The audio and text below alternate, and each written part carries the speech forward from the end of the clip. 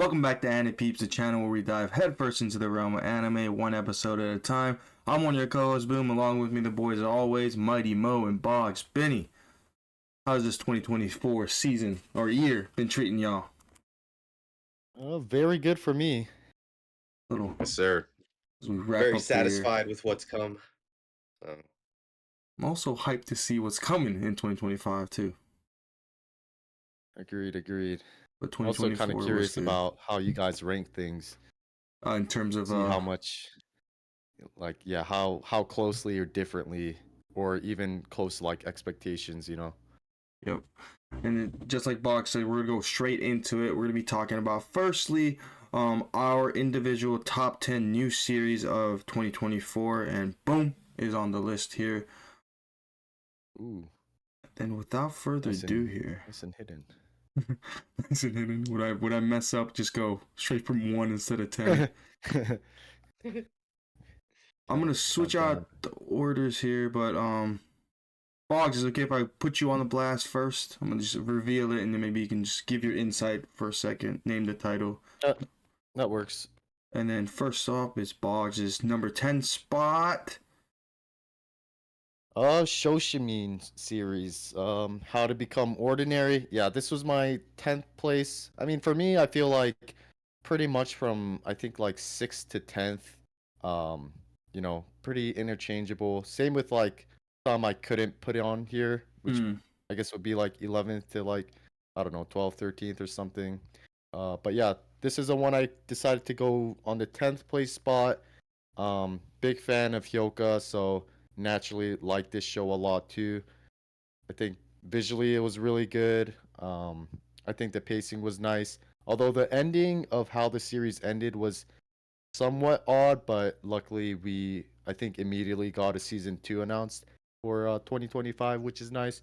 But yeah, no, I liked a lot of what this show did.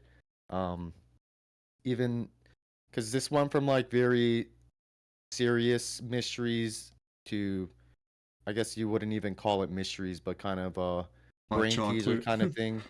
Yeah, like, how did he make the hot chocolate with only 3 cups when the sink is empty? Like those kind of stuff.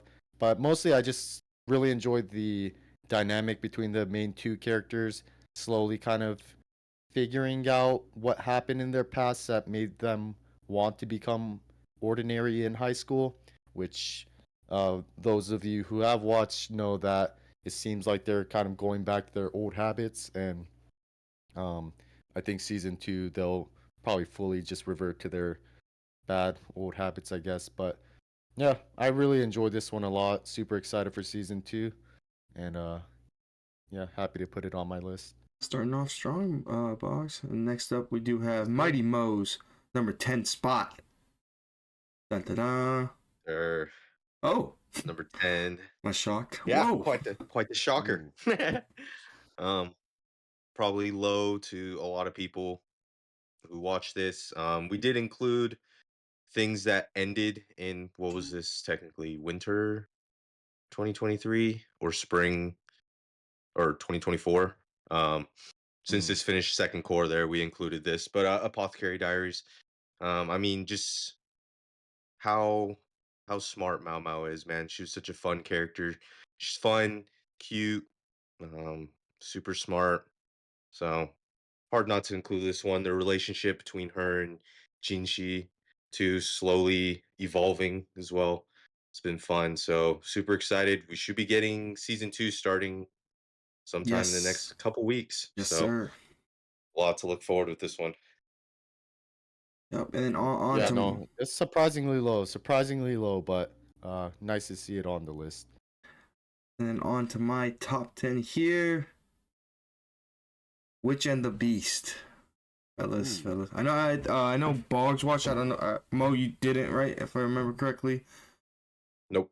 And then this one for me, I know off air, you guys know I accidentally put movies in here the first time. So as soon as I had to remove a couple, this was no doubt for me. I was debating with a 9 or 10, but I feel like this show flew under the radar for most people. But I really like the mystery aspect, and that I forgot the blonde hair chick's name, but she's so badass, man.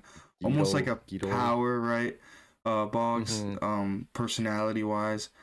But dude, this one's absolute Yeah, great show. very high temper, angry type character. I Yeah, like the and character dynamic between the two as well. Like classic one's cool calm, guy, one's right? angry. Yeah. He's so cool, calm, but he's also badass, right, in terms of Mm-hmm. fighting and things like that.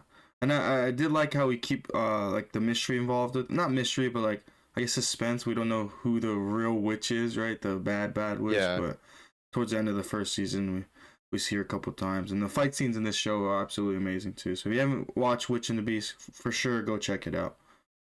Yeah. Visuals, the aesthetic of it's really nice too. A little bit more Like very darker tone, dark right? and yeah. And it was I think um undead what was it called, undead, the one with the head. Murder farce. Yeah, Yeah, it, yeah. it kind of reminded me of this, right? Yeah, yeah. And I really enjoyed that I can show, see it. so this was a good replacement, if that makes sense. Mm-hmm. But yeah, Nice. that was my number 10. And on to Mr. Boggs' number 9. Here it is. Ooh, ooh. Days with My Stepsister. I know kind of went talked about this quite a bit for I think it was summer or summer 2024 video. But yeah, I think this is one that also may I wouldn't say, go as far to say maybe like went under the radar, but I feel like just a show that people kind of brushed off and didn't give it a chance. Maybe because of the title, or maybe they started a few episodes and just didn't like it because I think visually there's nothing too crazy about it. I think even character design aside from the main characters pretty simple. Um, but yeah, this is one I also enjoyed quite a bit. I feel like had to put it on my top 10 list, and I just really for like big romance fans out there, I think it's really for you. Pretty much kind of a story about as a high schooler, your parents remarry, live under one roof, and then a girl you go to school with It's pretty much stuck in a lives with vending you. machine. That freaky. Yeah. And then they, forced to live with each other, but they're pretty chill about it. They kind of start off by saying, like, let's not get too involved with each other, just act like how you always been acting. But slowly, start to kind of realize their feeling for each other, but they also don't want to act upon it because it could ruin their current um, house life, like how the status Dynamic, quo right? in the house, yeah, the Yeah. dynamic. So they kind of walk a thin line and uh, kind of deal with a lot of that issue. But I think this was a very wholesome, cute romance, and definitely hope to see a season 2 because I don't think it's been announced or anything like that. And you know, Also, don't let the title like influence you yeah, yeah, watching it, if that it, makes it really isn't sense. like dirty, like anything like that. So if Most you're a definitely. pure romance fan, definitely check it out. Mo, you're shaking your head right now, aren't you? Hey man, it's Boggs just forgot the all important line, man. Hear me out. Amen, But amen. nah, you guys did I think a good job of kind of selling this well. It's one that's on my list that I'm looking forward to checking out. So Nice, nice. Bravo, Box, bravo. At number 9, Mo's spot here. Let's see it. got Nice. Chain Soldier. Um, kind of a serious, unserious shonen that's got some etchy elements built into it. Basically, there's the normal world, and then there's a alternate dimension called the Mato that have like monsters that have been spawning in there, and people have been disappearing into this world. And our main character, he disappears into this world and gets saved by I think they're called like the demon. I can't remember exactly what, but they basically destroy the monsters, and but it's all female ran in the world. They get fruits, kind of like devil fruits, that give powers to people, but it's only to females. So only the females can work as that. And the main female lead, she has a power. It's called Slave, that she can basically control things. So she'll like control monsters and stuff. But she ends up using it on the dude, and that's where kind of his power system comes in, and he can Mm, like work with her and like do different things. But in exchange for her power, she has to reward him in some lewd ways. So the story overall is kind of interesting. Just a lot of great female characters, and the main character himself too isn't too much of a wimp or anything. He's a pretty cool character. So this one was, I felt like, kind of went under the radar a little bit. I know manga fans are there's a pretty big following with the manga, and from what I understand, it was adapted pretty faithfully as well. So nice, season nice, 2 also announced, which is dope. So check that one out. Chained Soldier. Nice. nice. And then for my number 9 spot is Too Many Losing Heroines. For me, literally 4 through 9, I can interchange it, and I'm pretty sure it's gonna be on your guys' list too. So I won't speak too much about it, but the characters in this show is peak, and then super bad with characters' names. But what was the redhead chick's name? I forgot. Uh, Y'all know who I'm just talking about no. though, but Yeah. The like the her and Komari, yeah. Lemon, like not backstories, but their mini arcs, right, were so peak for me. Mm-hmm. And we talked about a lot. The animation of this is crazy, you know. Oh, movie Yeah. quality every episode. Yeah, A1 Pictures definitely cook with that. I'm glad I put movies on here, so I was able to take those off and once again put a show I really liked down the list. Nice, nice. And even Yeah, though it's this at is a number good 9 harem one. spot, even though I'm number 9 spot, Yeah, it's it's like you I said, it's still pretty really hard. enjoy it. Yeah, because Like you said, pretty interchangeable. I could justify moving it up, but then I'm like, oh, these other shows are good too, you know, and Yeah, so no, hard. I feel that. Yeah. I think we talked about this in our summer video. Yeah, quite a bit too. But I think we mentioned our favorite, right? I think all of us were Anna, or I was redhead. mm, oh, okay, Yeah, okay. I think I was on the. Yeah, Yeah, I mean they're all good. I wish Lemon had a bit more screen yeah. time, I which do like sucks. Maybe if Lemon. we get a season two, we'll get a bit more of her because she was kind of AFK with her track stuff, you know. But I really like Komari a lot too. The hair girl, how she stutters, super shy, small, and I liked her dynamic with the main character as well. But no, this one good girls too. Hmm. Yes, sir. That is true. That is true. And maybe we see him on your guys' list as well. Maybe not, but Hmm. we'll see here shortly. Next up, we do have Boggs' number 8 spot. Let's see what you got. My eighth place is Girls Band Cry. This one, uh, yeah, I mean this one visually very distinct with the 3D stuff, but I thought it looked really good.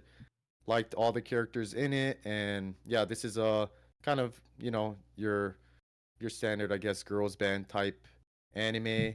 Uh, but uh, I just really liked how this show ended. They had like their final concert, and as the music ended, they all kind of waved at the camera and said, "Thank you." And the title, I think, "Girls Band Cry" pops up, and it just ends like that. I thought the ending of this series was very strong, and yeah, I like the characters a lot. Nina, little gremlin, always super angry. Subaru, Giga Troll, and then Rupa, Tomo, best pals, and of course Momoko, our our band big sister role. But this was a really like kind of funny one too. They had like a bunch of gags in there. I think one that comes to my mind is that the people working at the studio all had like very similar names and looked alike, and yeah, just like random comedy here and there. Nice. Like the anime, like you said too, the animation was nice, but the like it helped accentuate some of their characteristics too, like when Subaru would be trolling or when they're getting angry and stuff. Just how they were able to make them move seemed a lot more exaggerated, but not in a bad way. So Hmm. that's another thing I really liked about that series. And just kind of cool stuff too with like when Nina's kind of feeling angry or stressed, she like emits some like red and black aura just to kind of show like you said, accentuate her emotions more. And The backstory was very, some very emotional moments in this show too. But yeah, another big thing for me with this show is the music was great. Pretty much enjoyed all the songs that they, you know, performed in the series as well as the OP. Um, but yeah, this was a very like rock type show, even with like the soundtrack in the background and all that good stuff. Definitely have to Yeah, check I out. had to put it Definitely in have my to Yeah, check out. great I pick. had to put it in the list. Thank you, sir. Nice one again, Boggs. Next up, we do have Mr. Mighty Mo's 8th spot. Here we go. Oh yeah. Whoa. Lumine. So I think this might be the most recent show I have on this list. Um, might be one more that's from this season as well. But this one just left a really strong impression on me. One of the first Mahou Shoujo shows that I watched. Um, but follow the main character Kana. She's just a new fresh grad looking for a job, and she kind of tends to overanalyze. People aren't really looking at her as a great candidate because she just seems like the textbook, like knows all the information but doesn't have any, I guess, like creativity of her own. But she happens to stumble upon a monster and the what Mahou Shoujo from Magirumine comes to exterminate it and ends up needing some help, and she's able to help out and ends up getting recruited. Um, I think we talked about this before too, but one really interesting thing with the show is that the idea of magical girls exterminating monsters has been like corporatized. So Mhm. there's all kinds of different companies that are competing for technology of the magic they use and getting the jobs, exterminating monsters and stuff like that. So it's kind of a little different than, oh, there's a bad guy, we need to defeat him. It's much more complicated than that, and it seems like as we're getting into season 2, which has already been announced, we'll get to see a little bit more, I think, of like the corporate and bureaucratic side of it. But all the girls are great, the transformations were awesome, super cute. Got to see some really good fits, especially the when Kana went to shadow one of the agencies that's known for like their appearances. That lady's transformation was super awesome. But and then other casts as well, like the CEO of their company and stuff is just a Giga Chad who always dresses up in magical girl outfits. And yeah, this one left a strong impression on me. I really liked it a lot and super excited for season 2. Yeah, really cool mixture of like the Mahou Shoujo genre with kind of like the workplace genre, like you mentioned. And yeah, they do like a really good job of putting as much emphasis on, like you said, the corporate aspect, uh, as well as the magical girl aspect, where during their shift they go defeat these monsters. So yeah, this was a good one. I liked it a lot. Nice, nice, nice. My number 8 spot is Dungeon People. One could say, maybe hot take, the best dungeon show of 2024? Question mark, possibly. We'll see. We'll see. Very, very hot, buddy. Very hot. What could you not like? You have Rin from Eurocamp in a dungeon Yeah. being badass, right? And it's I Mhm. was like kind of grinning when Mo was talking about the show in his number 8 spot when he's talking like corporate eyes, right? Because this one's kind of like you see the business aspect of the dungeon too, different Yeah. take on just a dungeon aspect of anime. So you get to see like how a dungeon is run and like the monsters are actually not just living in the dungeon; they're working. You know, they all have their Yeah, they're roles. they're there for hire. Mm-hmm. And it's like even though you're talking about that, it's still like simple and like cute and just like you can put it on whenever you feel good show. Hmm. And the animation really showcases that too. Just simple characters, simple designs. But for real, the more you look at it, that is definitely Lin from Eurocamp, It man. is like the eye, hair color. The Also, eyes, the this show, eyes. yeah, Even her and personality, like really, like not monotone, but like just like yeah, like seems yeah, shy. But when she gets very Rin. happy, like Hmm. it shows quite a bit too. Yeah. Yeah, this one has good mixture of like the wholesomeness between Clay and Belle, you know, Hmm. because Belle's OP, she runs the dungeon, she doesn't really have any friends. Clay kind of trained to learn how to kind of fight solo without a party, so she really doesn't have any friends, and they become friends once Clay gets hired by Belle. And yeah, like you said, the whole, I guess, behind the scenes aspect of the dungeon was like super interesting, you know, hiring these monsters as well as, I guess, growing goblins in the garden to Yeah. kind of up a stock, The golems, restocking the right? treasure Or chest. Yeah. And then the golems are super cool too. But yeah, we did a whole video on this too. hmm. If you're interested in more, definitely check that video out. Dungeon People. Yeah. Good show. Good show. Appreciate And that, my good pick. man. Appreciate that. And then moving on to Mr. Box Benny's number 7 spot. Dun, dun, dun, dun, I was dun, waiting dun, for dun, one of y'all to do it. That is why it is in the 7th place, or my top 10 next. But yeah, jokes aside, awesome series, super fun, great mixture of like comedy, you know, shonen action, occult stuff. Love the characters in this. Comedy, the comedy aspect was funny too, and I mean, just visual, just the whole production side of this was like really good. Animation Just too. Woo.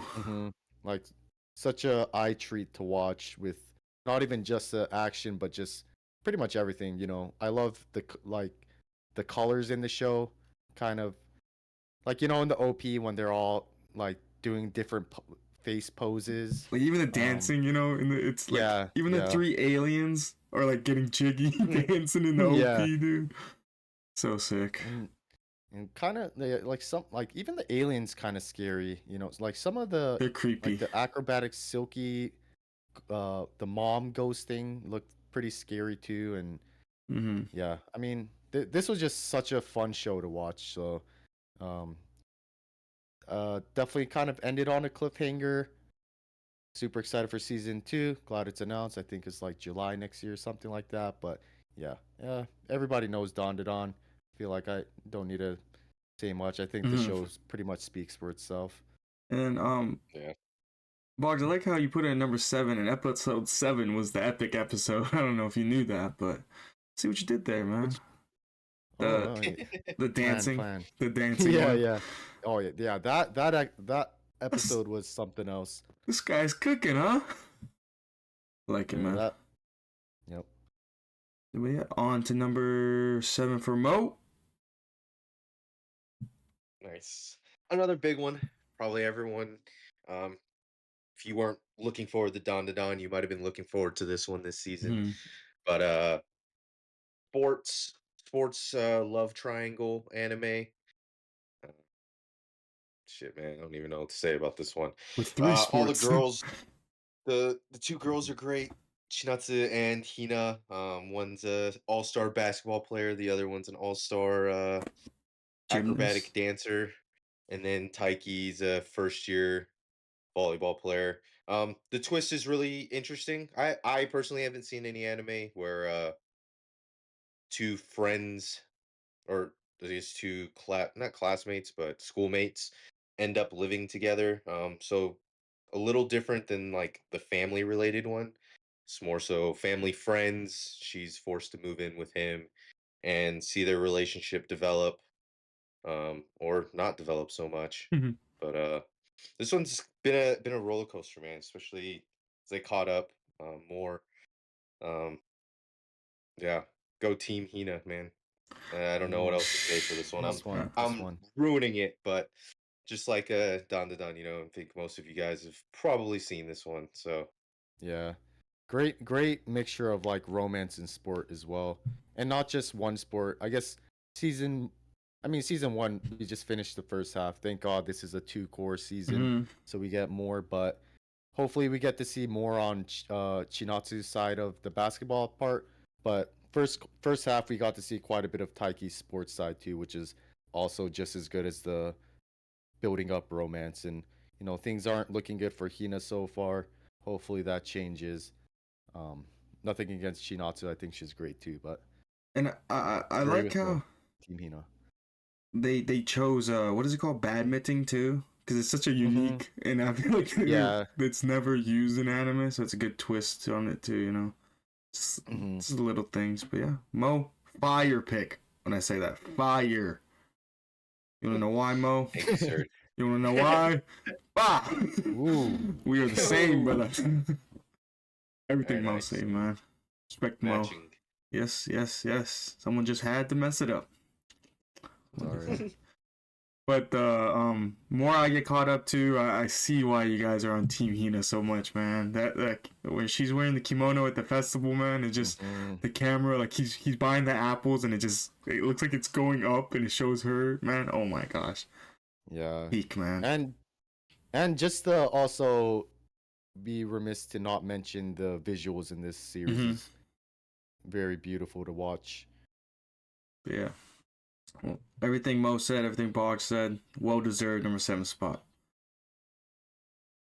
Nice And pick, fellas. Nice pick. number 6 for Mr. Boggs. Is Whoa. in my opinion, uh, the, the dungeon series of this year. But yeah, my sixth place pick rather is Dungeon Meshi. This one was another two core 24 episode first season. Season 2 already announced, and I think based off what I've heard from manga readers, it might and whole series might wrap up with that.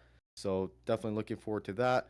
But for those of you not aware of Delicious Dungeon or Dungeon Meshi, pretty much a show about entering a dungeon and food's pretty scarce there, so pretty much decide to eat the monsters there.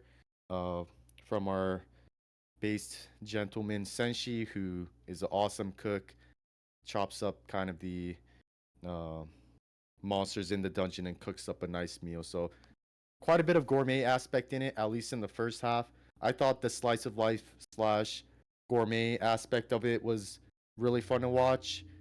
Seeing the creativity in regards to how they cook the monsters, or not just the monsters too, but there's um, like fantasy type, I guess, monsters or plants that they use as vegetables and all that stuff. And they make like, I think it was sherbet by cooling it down from the ghouls, because when they pass through you, it gets cold and all that good stuff. So super creative with how they decide to make these delicious gourmet meals with the limited available they have in the dungeon. And yeah, second half of the series takes an absolute turn. Things get really dark and really intense super quick. Main premise of the series is that they're looking for their party member that kind of gotten eaten by the dragon, fighting. She's the sister of one of our main protagonists, Raios, and they go back in the dungeon to save her. And second half of the series really focuses on that, and it gets very, very dark and much more of a serious tone than the first half of the show, which is what I liked about so much about the series is I really enjoyed both side of things, and now we're getting kind of in the meat of the actual story. Um, just really raised my made me like super eager to watch season 2, because if Mm-hmm. it was just the gourmet aspect of it, I'll be looking forward to it kind of how I look forward to say Eurocamp, where it's like a Just good comfy show to vibes. watch. But yeah, but now it's like, okay, I want to know where the story goes. And also comedy aspect of this, really funny. I just absolutely adore Marushita as a character. She's super cute and goofy, and uh Laios as well. But yeah, I the comedy aspect of this I think is also somewhat underrated. But yeah, sixth place Dungeon Meshi, great series, one I Eh, enjoyed a lot. Box, couple things. I may disagree with you on the best dungeon show of the year, but Yeah. it was a good show. I did see a manga spoiler, so I was gonna actually the spoiler I seen was like, dude, it was crazy. So I wanted to pick it back up because I think I'm like 5 episodes away. Mhm. But the one I seen is crazy. So I No, definitely it wanna. it yeah, if it is what happened even in season 1 so far, and not even season 2 spoilers, there's a lot of like pretty Yeah, intense stuff that happens. So Change of Also, pace, but really good. also, if you watch Dungeon People, then Dungeon Meshi, the concept kind of contradicts, right? You're just eating, Yeah. you're eating workers. They're trying to just Yeah. get money Imagine for family. overlap, like you get hired and first day at the job you just get cooked up. Yeah. The plot twist end of Damn. season 2. They're in the same dungeon. Yeah. You see like Belle, like they break the wall and Belle's there. Good pick, my man. Questionable about Sir. 2024 though.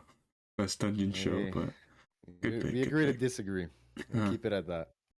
Placement on the list, I think, speaks volumes. So Uh-huh. Good point. Good point.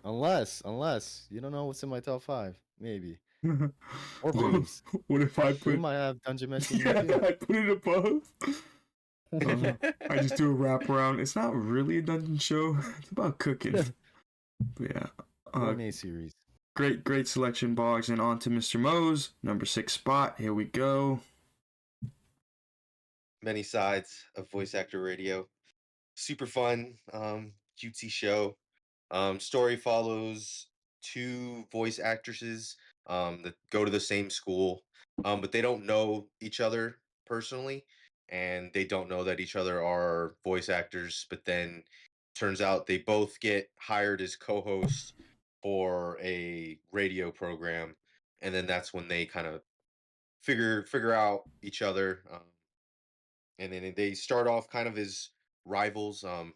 They do really well on air together. They like, they have their personas and they fake it, but once they're off air, arguing about everything, they're very different in terms of their personalities.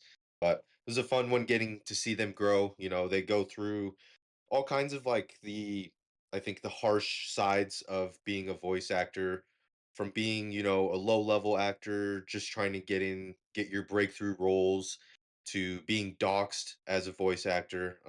That happens pretty early on in the series for one of the girls, and like how that really affects them. So, and then the seeing the relationship grow between Yumiko and Chika was really fun. Unfortunately, this was like kind of Yuri bait. It's not as Yeah. wasn't what I was expecting it to be, but I mean there are some scenes that do well for the fan service. So, Agreed. uh, Agreed. but yeah, this one's on the list primarily for the two girls. Both really great characters, and even the super fan too.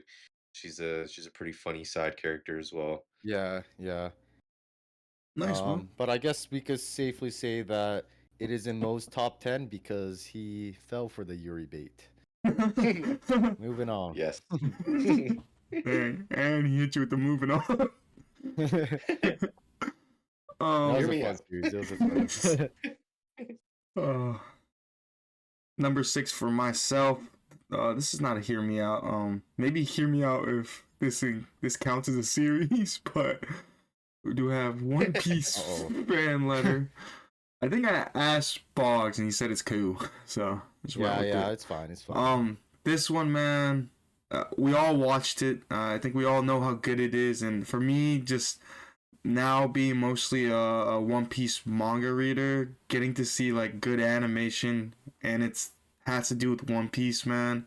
Like throughout the whole, I guess it's episode, right? Because there's only one. You just knowing we might be able to see Straw Hats, and we get it like from another character's point of view, and like the whole episode where you hear the Straw Hats doing something or the Marines saying, "Oh, they're here in the island," and you just hear the Yeah. fight scene, and the last part was so epic, man. The animation was beautiful, a different style. I just absolutely enjoyed this show, man. And It was also like a very dense, like one episode length. Yeah, It's like 'cause- super dense, and the camera flow. It was so if that's a trippy. proper term. Yeah, and how they switch from like, the main character to like the main girl character to like the Marines. I don't know. It just felt like so smooth, and I just felt like in it nonstop, And like the whole time watching. I liked how we got like sometimes a POV, like you're the little girl, you know what I mean? Where it just showed Mhm. what she's looking at. Dude, that was crazy, man.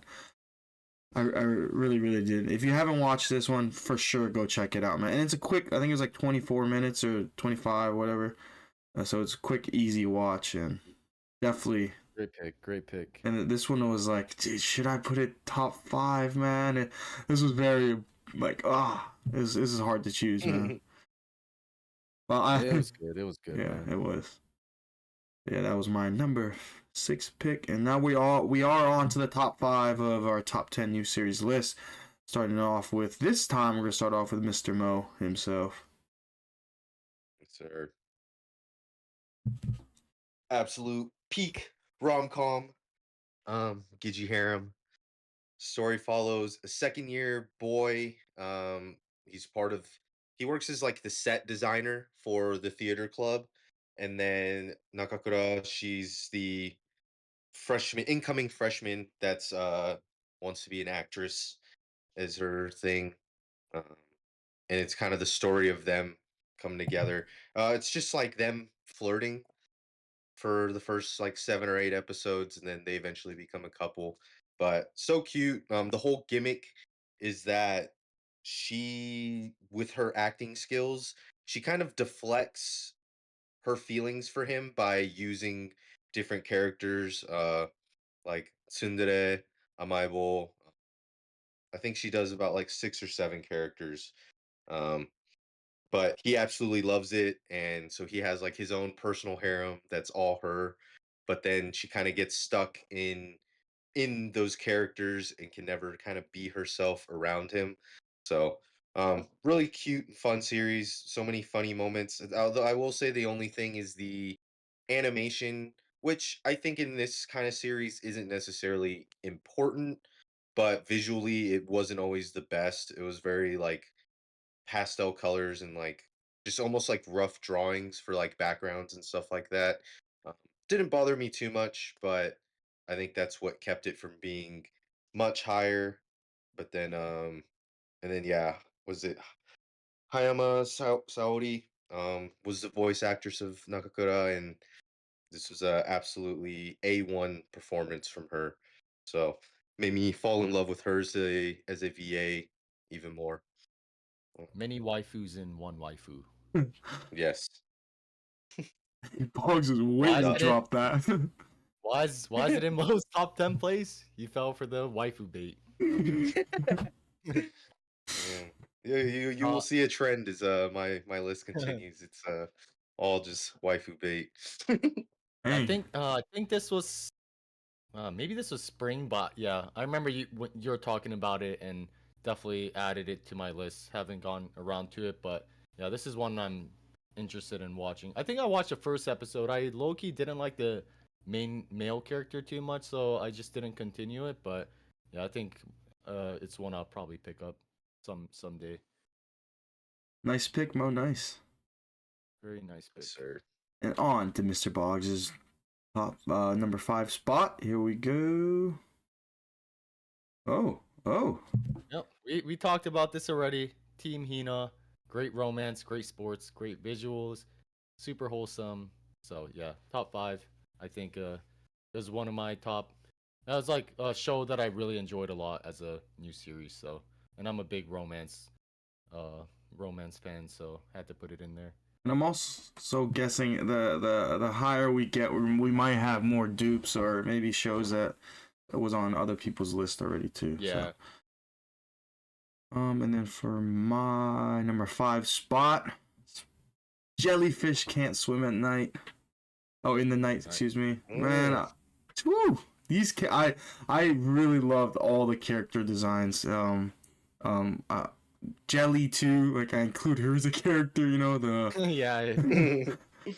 I just like the aspect. You know their YouTube channel. Everyone has a role, right? It's pretty epic. But I still listens to the songs. It's all my playlist, man. I like it doesn't get talked about that much. Even when it was airing, right? Don't really remember that much, but the visuals and then the season wrap up, the visuals in that episode was crazy, and the we all watched it, but like what is it? Like on the brick wall, like the actual jellyfish that started it all, man, was crazy. This show was even they went and touched up the mural Yes, in the yes. final episode was a nice wrap up moment for them. Although, dude, when she betrayed the group, man, to go with the I mom, know. I Yeah, was like, cool. I like, was oh, just, come on. cause I think it's Kana, right? No, the blonde hair chick's name, something with K. Kano. Yeah, when Yeah, yeah, she got down because basically she got betrayed, not betrayed, but like yeah. she felt betrayed because it was, dude. It's like a NTR plot. And I think also, screw that one girl, man. Screw that one girl that was in her the old group. one, yeah, the one that beefed with her, right? Yeah, the real bully. Come on, man. Hmm. That's like I enjoyed this one a lot, but that's kind of my one big issue of this. And this one aired at the same time as Girls Band Cry, so there's that. But Hmm. one big issue is I just felt like the ending. I liked the ending, but I feel like it was kind of rushed. I feel like if it got maybe like 3 more episodes, it would have been a very strong, like stronger ending. Hmm. Because that girl you were talking about, I forget her name, but she's in the other group that Kano used to be in, Yes. she like towards the end, like she became a good person way too quick and was like helping out Mahira. Um, But you don't want to but see yeah, that, man. You're a bad person. Stay bad, but man. but it was just so quick how she kind of became a good person. But yeah, Yeah. I love the performance, the final performance at the end. Hmm. Also, I feel like also the same thing with the mom too. Like, you know, because the mom had a bad relationship with the daughter, but she was kind of good person at the end. Also, like Yeah. I can't picture the mom right in my head right now. But all I'm picturing, she kind of looks like Yamada's mom from Dangers in my heart. I felt, but Hmm. I absolutely didn't like her. And it's funny because I was gonna bring that up. I remember when this was airing. I forgot what show you guys. I remember we were talking off air. We're like, oh, one group. Like we're hinting at what show we like the most, and you guys are talking about a group. So I thought we're all gonna say Jellyfish Can't Oh. Swim in that. And you guys pick Girls Band Cry, man. I was shocked. Oh man, Thought out we on were on that the one. same page. I thought I was shaking my head. Oh, we all like this. I'm pretty sure you guys liked it, but not clearly Yeah, not as much as Girl Band Cry. But yeah, I absolutely. loved Kiwi's character so much. Yes, yes. Her Like she character carried the design, show so hard for me. Yeah, her design, her backstory. kind of backstory with Hmm. being a hikikomori, a shut-in, all that. Yeah, yeah, she definitely made the show great. Yes, I hit 2 mystery minis of her. Wasn't even mad. Very Ba-da-da-da. good, very good. But yeah, on to Mr. Mo's fourth place here. Let me see. Let me find it real quick. Here it is, Mo. Sir. Life of Bite. Arguably the best shonen come out in 2024. Uh, Ooh, hot take Dang. there. But Go Go Loser Ranger. Absolute banger of a show, banger OP. Pretty interesting premise, got these Power Rangers that protect, quote unquote, protect the world. 13 years ago, they defeated all the kaiju and their underlings. They call them, what do they call them?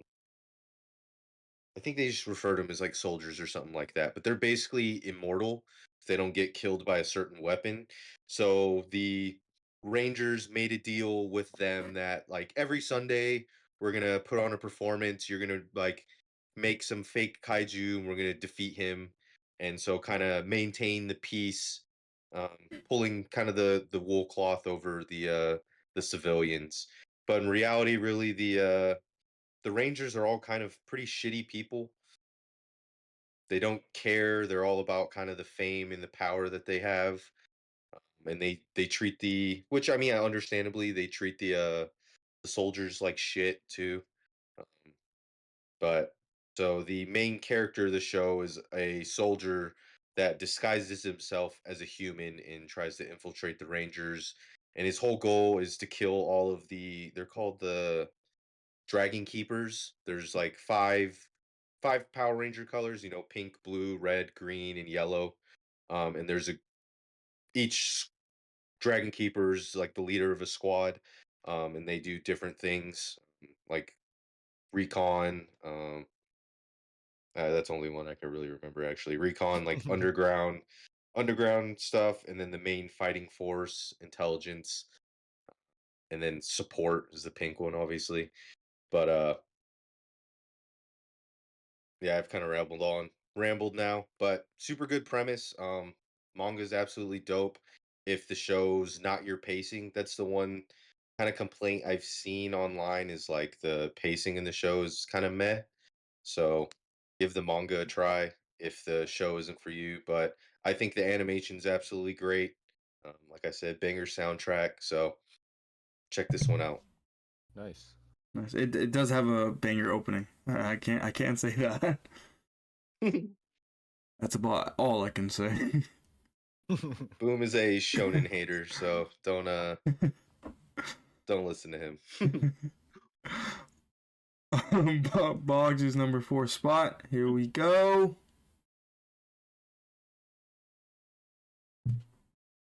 Peak. Gushing over magical girls, my 4th place. Absolute peak. Pretty much girls love ecchi 12 episode or 13 episode series. Pretty wacky, but yeah.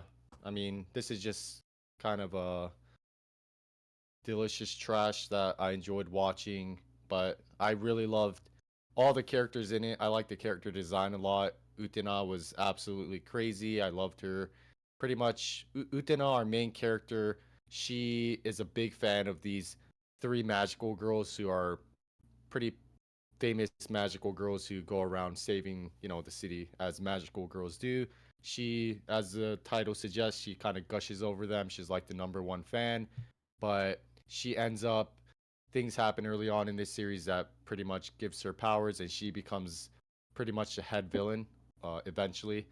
And she is a very like kind of shy fangirl type personality, but once she crosses a line, she becomes like a dommy mommy kind of sadistic character, and that's where a lot of like the ecchi stuff comes in.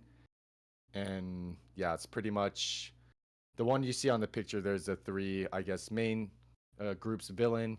We got Kiwi in there, which I think was my favorite character. Absolute beast. She uses like guns as her weapons.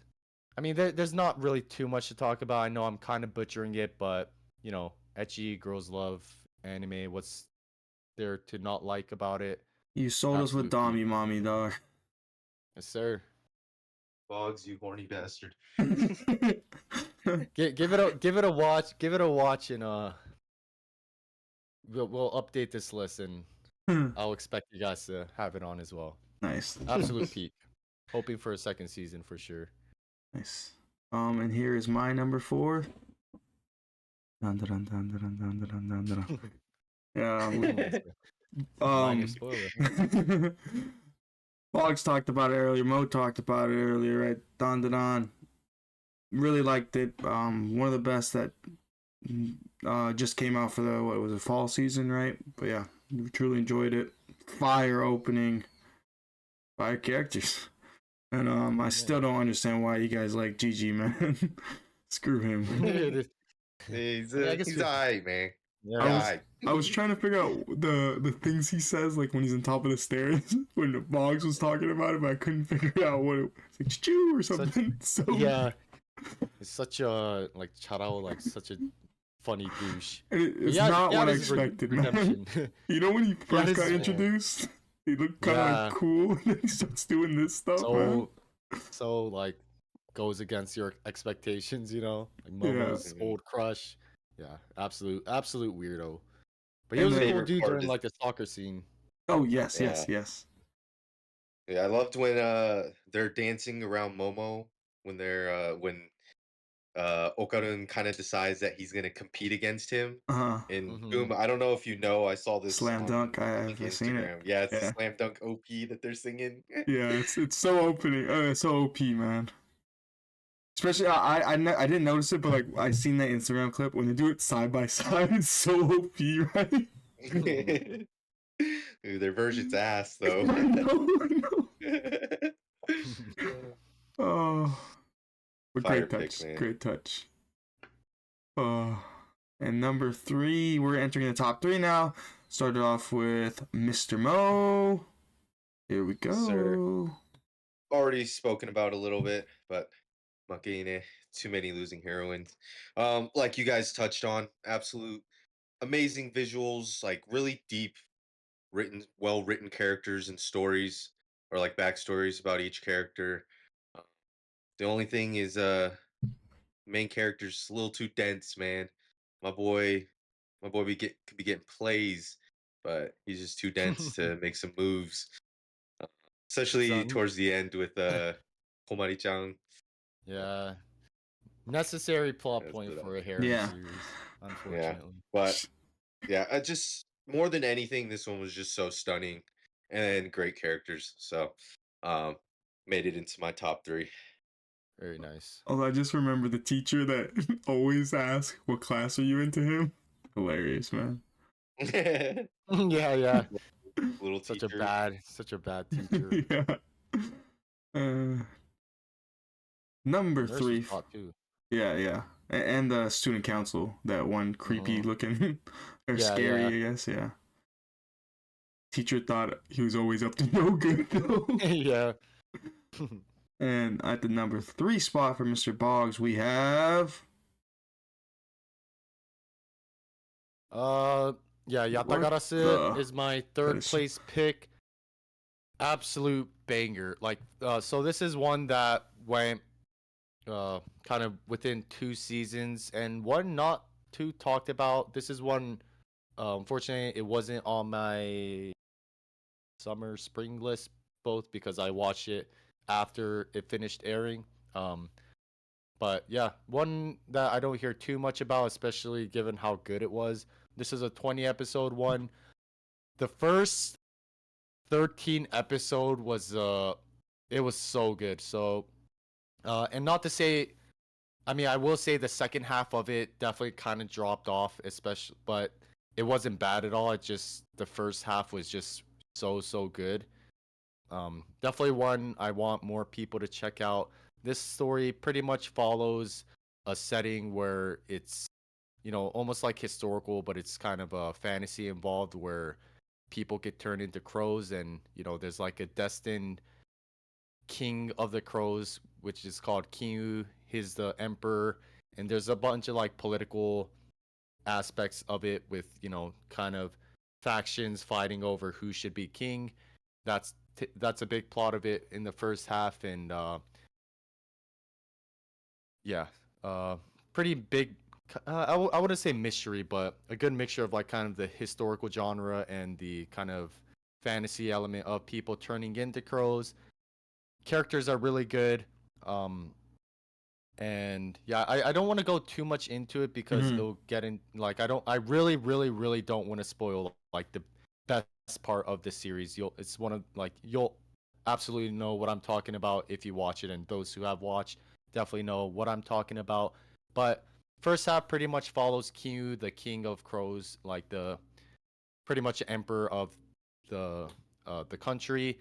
He has to pick between one lady of the south house, east, north, west.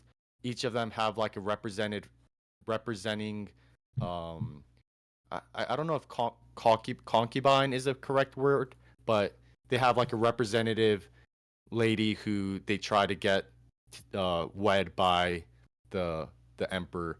So there's a lot of political aspects within that where each of them obviously want to be the one who marries the king, and a lot of political aspects of that involved. And yeah, I guess that's all I'll say. That's kind of like the main part of the first half. If you like politics, like not politics, but kind of political stuff slash historical, definitely one for you. If you liked Apothecary Diaries, it's almost like that setting where it's the I don't know what Kokyu is in Japanese, but yeah, it pretty much takes place in the um inner palace where a lot of the political stuff happened. But definitely Nice. super butchering it because I really just don't want to spoil the big parts. But I guess if you like Apothecary Diaries, that kind of setting with a bit of fantasy element in it, definitely one worth checking out. Bravo, Boggs, bravo. On to my third place. This is kind of a hear me out because I've seen it in movie form, but it did come out in episode form. Demon Destruction. For this one, I'm not even going to talk about it that much because I think it's too complex to hit in a short amount of time. But for this, Asano, you slick bastard, he did it again. I thought it was really good. I read the manga first. Super big fan of his manga. So just seeing it. Not a lot of his work doesn't become an anime. So when it does, I'm very happy. And this birthed one of my favorite voice actors, Ano. Big fan of her idol stuff and her songs. Did one of the Chainsaw Man songs, but yeah, this film / episode series was fire for me, man. Really enjoyed it.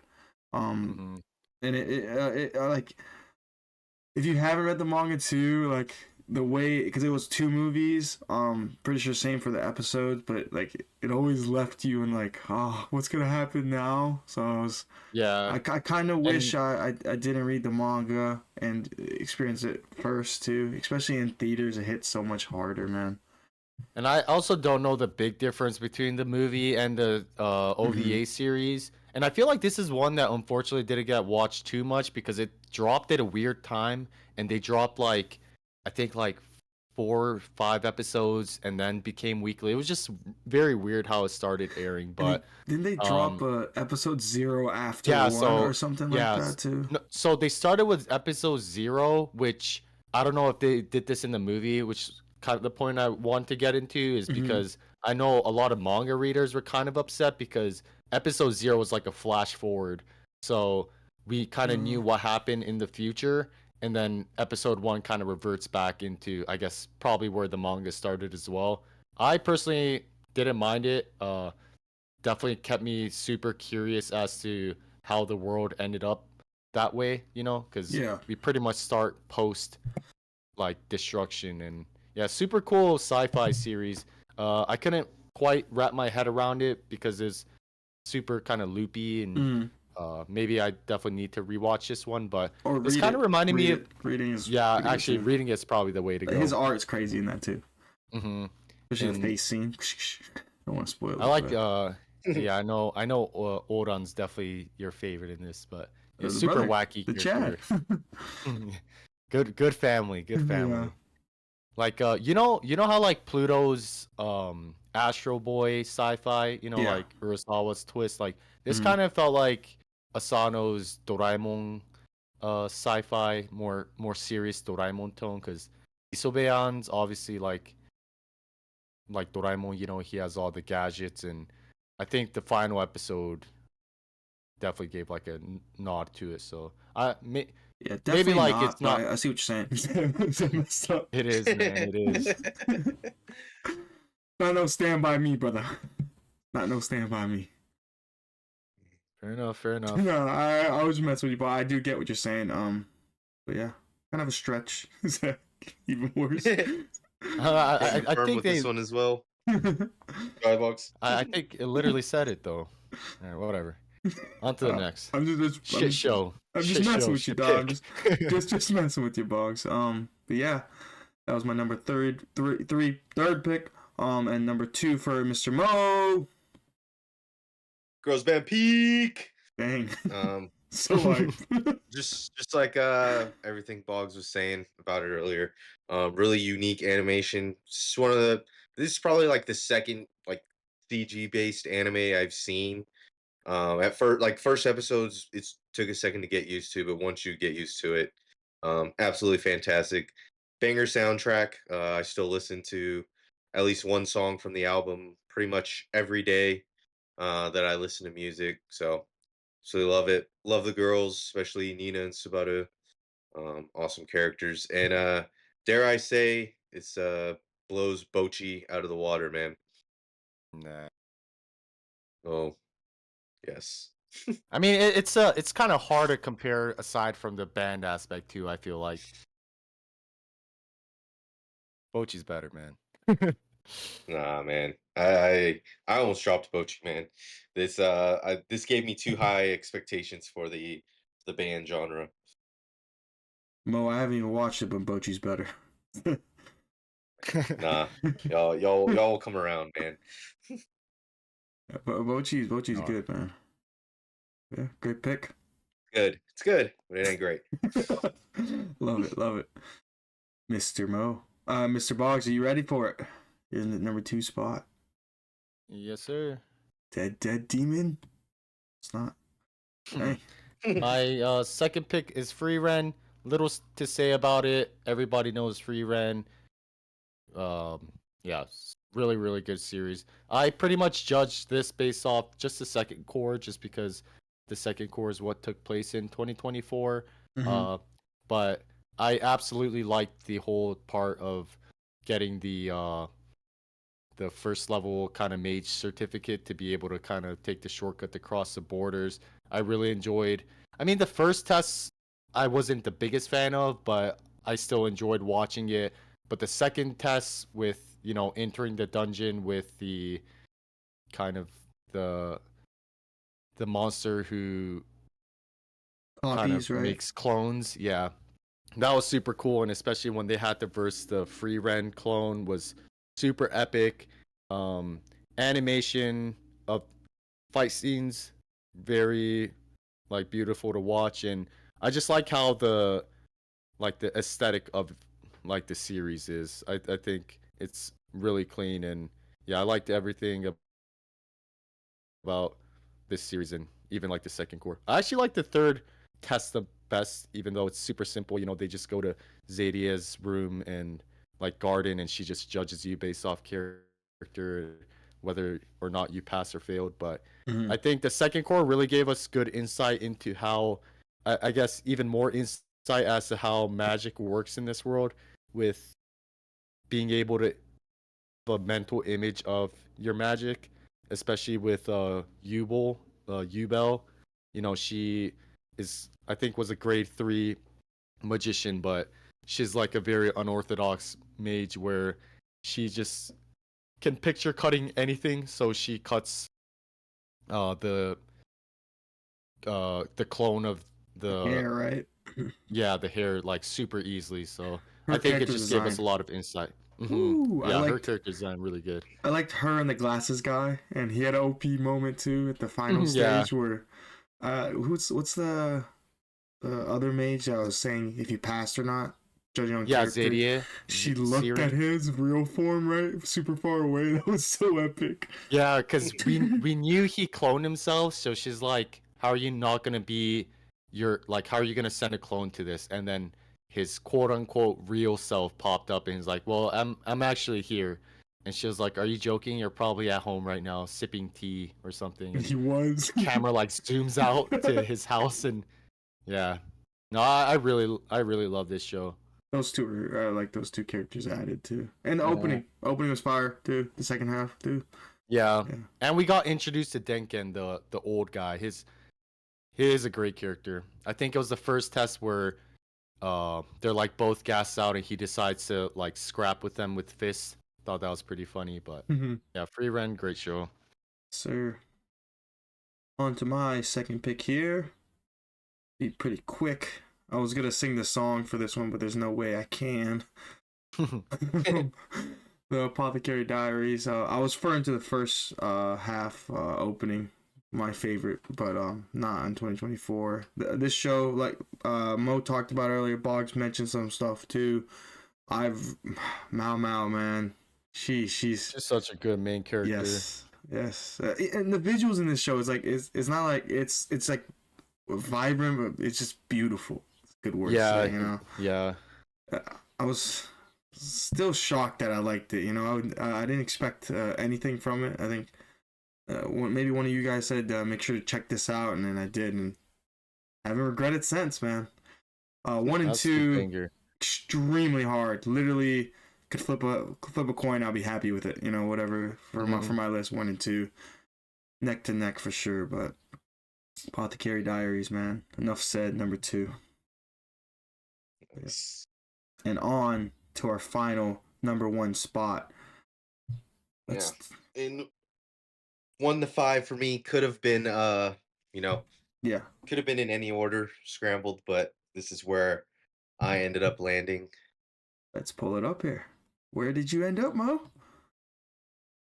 Alia sometimes hides her feelings in Russian. Um, Been OP if you you know, said that in Russian.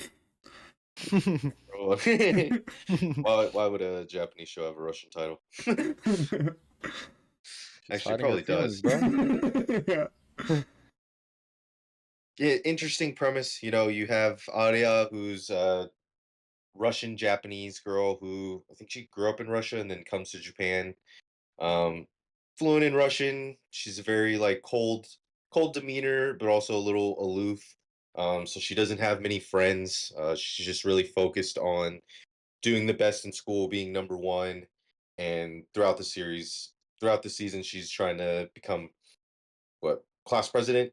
And then there's Kuzekun who sits next to her in class, and he's a pretty smart guy, but he's also very unmotivated for school.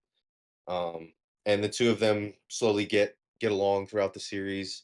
You can see that they both have feelings for each other. Kuzekun just kind of hides it. Arya makes remarks in Russian um, about him, and they always kind of get him all flustered up. So they have a pretty interesting relationship. But little does she know that he actually understands Russian. So all the remarks that she's ever made to him, he actually knows what she's been saying to him. But really love their dynamic. Feel like they both try to kind of bring the best out of each other. uh, And she's made Kazikun do some really extraordinary things to help her. And then the rest of the cast is really good as well. Masha, who's Alia's sister, year older than them in school, is a really fun big sister character. Kind of reminds me of I think it's Haruka from Oregairu, Yukino's sister. Kind of she Oh, knows Haruno. that oh yeah, how to know. She knows that they're kind of a thing, but she's kind of trying to sabotage a little bit and squeeze herself in if she can. Just kind of messing with Kuzekun. And then you have his sister, who I think is a lot of people's favorite character. Um, just typical what brother con little sister. She absolutely loves her brother.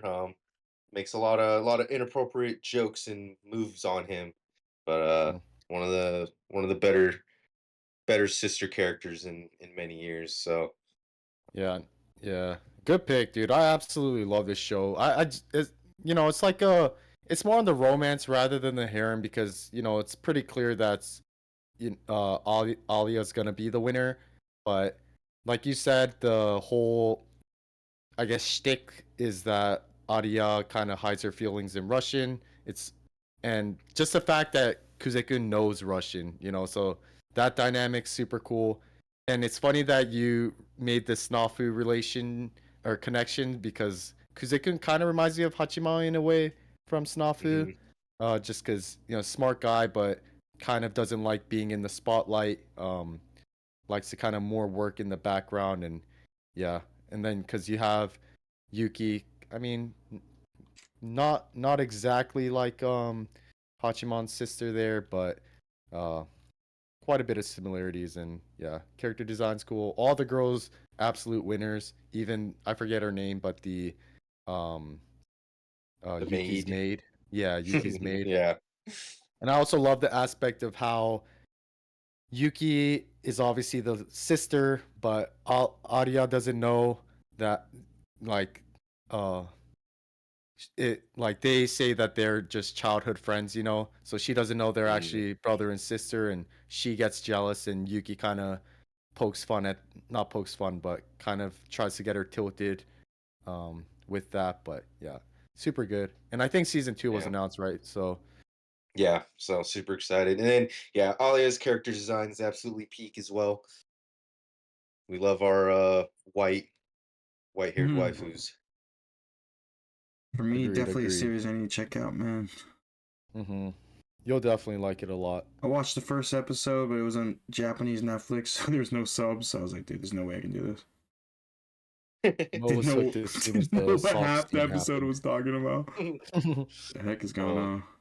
I that think was more bait, man. The sock scene, bait that I fell for. and wrapping it up for Boggs' list here as well. Let's see what you got. uh, Apothecary Diaries, Dun-dun-dun. pretty much what Boom said. Like first, second, very uh coin flip. I could switch it.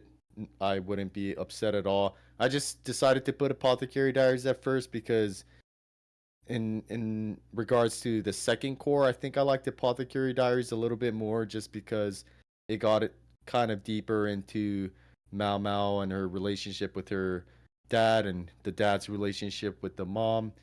I guess I'm kind of getting into spoilers, so I Mhm. guess spoiler alert. But that whole sequence was absolutely goated, and the fact that the dad was kind of painted to us viewers as the villain, and we were pretty much tricked throughout the entire second half of the first season just to find out that he also has a pretty tragic backstory with his relationship with Mao Mao's mom, and also we kind of get more info with uh I guess Mao Mao's adopted father, the the one who works with medicine, as well as who Jinshi really is, because he's kind of is a mystery uh as to who he really is. We just know he's a very important figure in the country, and yeah, because I don't know how to pronounce it.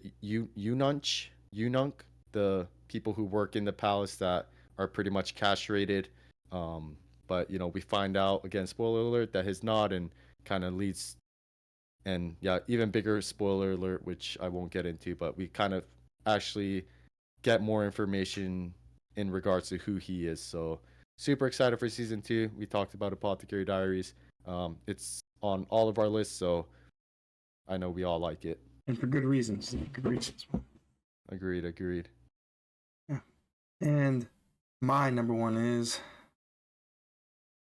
Free and Beyond's Journey's End. Pretty funny. Me and Pog just Yeah, one just away from flop. matching two, but everything Bog just said about Free Ran, man. OP. For me, it was for 1 and 2. It's hard to like I know Boggs talked about he only considered the half of the season that aired this year. For me, it was really hard to distinct it, and then it was really close already. So I just include that first half, and I liked Freeman's first half a little bit more, so I put it at 1. But again, interchangeable. Both great Hmm. shows, man. Great shows. Yeah, Oh, like pretty expected. Like if you ask most anime watchers their top 3, and if they're including Apothecary and Free Run, it's probably going to be in it. It's just such mm-hmm. 2 great series. But yeah, fellas, our top 10 new series. Anything maybe you've seen from others that maybe snubbed or you were so shocked that was on the list? Because I know for like Boggs, not Boggs. Huh? Oh, for Mo, I was shocked Freeman's not on there, man. Since we're Yeah, Yeah, I and free Undead ran in Unluck. on the oh Don. yeah. Could have been Oh, on and there. dun. Yeah, but yeah, I don't know. I just tried to like think of what the stuff that had a heavy impression on me from before. I think compared to y'all's, my list is almost a little older in a sense. I think especially Booms. I think you have more recent Yeah, stuff. I do. Um, Recency bias. so yeah, I think I tried to lean away from recency bias too much and the hype bias, but not upset. There's so many things that could have been on this list as well. Like True. it's just I was just sitting there. I tried not to put too much thought into it. It was just like, all right, I'm gonna list 10 anime, and this is kind of what just rattled off in my head. So Nice. Hmm. Still good still great list, you know. Yeah. Yeah. Also, it's not like I was shocked, but I kind of expected. Well, I also expected kind of like Free Ren and Apothecary on your list and much higher, but I would have thought without that, Girls Band Cry would have been number 1. So like compared to like Adia, but I mean they're all great series, so I don't Yeah. blame you. It's kind of hard to actually rank some of this stuff. It Mhm. is. Yeah, it just depends on the day. Hmm. This list could be upside down easily too. Like Yeah. That is true. Fellas, top 10 new series list has been completed. That, without further ado, are you guys ready Epic shows. to get into our top 15 of 2024? Everything, movies, O&As, whatever, everything, right?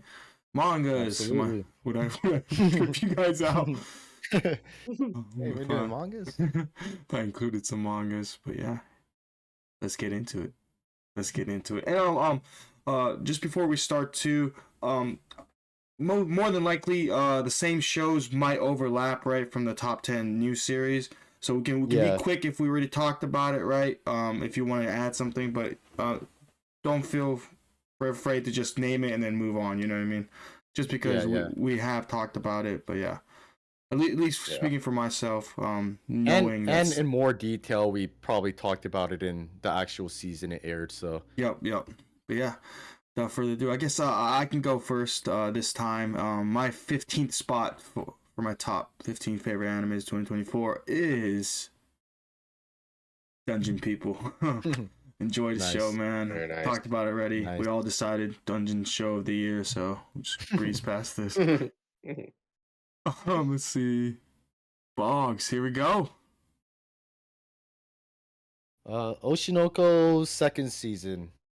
I just felt like I liked the first season a lot better. That's why I think it's a bit lower on my list, but still enjoyed it a lot visually. I mean, they absolutely killed the visuals, and I just personally wasn't a huge fan of the onstage kind of play arc, but I mean, they still killed it. I really liked how the season ended, though, with again spoilers, but Ruby kind of going on demon time towards the end, and we kind of get a bit of a cliffhanger for season 3 about Ruby and Aqua's parents, or sorry, their dad, but yeah, I mean, I don't know, not too much to say about this. Visually super good, and in regards to the actual anime adaptation, I think they nailed it. But yeah, Oshinoko for my 15th spot. Nice. On to Mose. Very nice. And we got to see the Kana date. That is true. 15, already talked about it, but Chain Soldier. Nice. My 14th spot. Here we go. Blue Box. Let's go. Talked about it. I think we all agree it is a great show. On all of our top 10 list. 14 for Mr. Oh, one away. Mr. Box. Yeah. Delicious. Dungeon Meshi, one above. Boom's dungeon show of the season. But yeah, Dungeon Meshi, funny, cool, love the gourmet, love the characters. Just a fun show to watch, so had to put it in my top 15 for 2024. It did close the gap though compared to the top 10. Yeah, it did. Let me pull up Moe's here. Magi Umine for my 14th. Strong impressions, so it managed to stay on the list. Nice. And my number 13, here we go. Ooh, a movie, Colors Within. I think it's called Kimi no Iro, right? This is a Japanese title. This enjoyed the movie. It wasn't that long of a movie either. But the animation and literally, I know it's in the title, but the colors they use in it, it's like what is it? It's kind of like not watercolors, but patio. I forgot what it's called. Pastel. It's kind of like that, like color scheme. But this animation went crazy, man. If y'all haven't blessed yourself by watching this movie, man, go check it out, man. For real, a treat. I really want to watch this one because if you can watch it in theaters too, it just hits, Hopefully this is one they'll show in theaters out here. But yeah, my favorite person in the industry direct this, so super excited. Oda? One Piece. And 13 Bogs. Let's see what you got. Oh. Blue box. One away again. Yep. Same thing we said earlier, as well as what Boom just said. Great romance, and yeah, I think one of the strong kind of more newer romance series that's been coming out, and makes me excited for another romance series that's going to be airing for 2025. So nice. And we still got half a season left, right? Or whatever. Yep. Number 13. Hopefully even better. Number 13 for Mr. Mo. Oh. Ditto. Oh, I messed Sir. up. Great minds think alike, Mo. Yes, sir. Yes, sir. Just happy it's Boom, on all you of our lists, quite man. didn't. Both Boom our didn't lists. quite make it on. This might be the only show, right? That's on both the lists, top 15 and top 10. Well, we'll see. Next up, we have my number 12. One Piece fan letter. Like I said, man, treat. Enjoyed it. Great animation. Enough said. Sir. And number 12 for Mr. Boggs. Let's see it. Yep, gushing over magical girls. Epic. 2 words, Dami, Mommy. Epic and hot. Epic and hot. But yeah, 12th place, gushing over magical girls. And Mr. Mo's 12th place. Here we go. Many sides as a voice actor, radio. Yep. Oh, for the Erie bait. But great show. Great characters. Guilty as charged. No, you beat Boggs to it. You know he was gonna say that either way. Number 11 for me is Jellyfish Can't Swim at Night. Fell for the Yuri bait. For everything. 11 for Mr. Boggs. Oh. Danmachi season 5. One of the strongest Danmachi seasons we've had so far. Season 4 part 2 I think was also really good, but yeah, no, so it's Danmachi season 5, absolute banger. I think they pushed the finale to a future date, which is very unfortunate. Because things are very getting intense. But hopefully it was misinformation, and I'll be able to see the finale. But for now, I will have to look forward to it. But yeah, Danmachi super strong. Finally got to see a lot of Freya, which introduced very early on into the series, and we're finally getting into kind of Belle and Hestia versus Freya arc, and Belle goes through a whole bunch this season. But yeah, I talked about this in quite a bit of detail for the fall video, so if you're interested in hearing that, definitely check it out. But yeah, I really enjoyed this season, so I felt like I had to put it in my top 15. If I remember, is this the one where the cover he looks drained? yeah, that one. Is this like I try to date in a dungeon or something? What's the like? Yeah. Is it wrong to try to find love in a dungeon or something? Pick up girls in a dungeon. Pick up girls. Yeah. I do remember the girl on the cover looked super badass, and he was drained. Yeah. Edie absolutely eye candy. So nice. Just watch all 4 seasons of Danmachi just so you could watch season 5's Edie, or just go to YouTube. Okay, it's worth it. Here's Mighty Mo's 11th place. Did you hear him?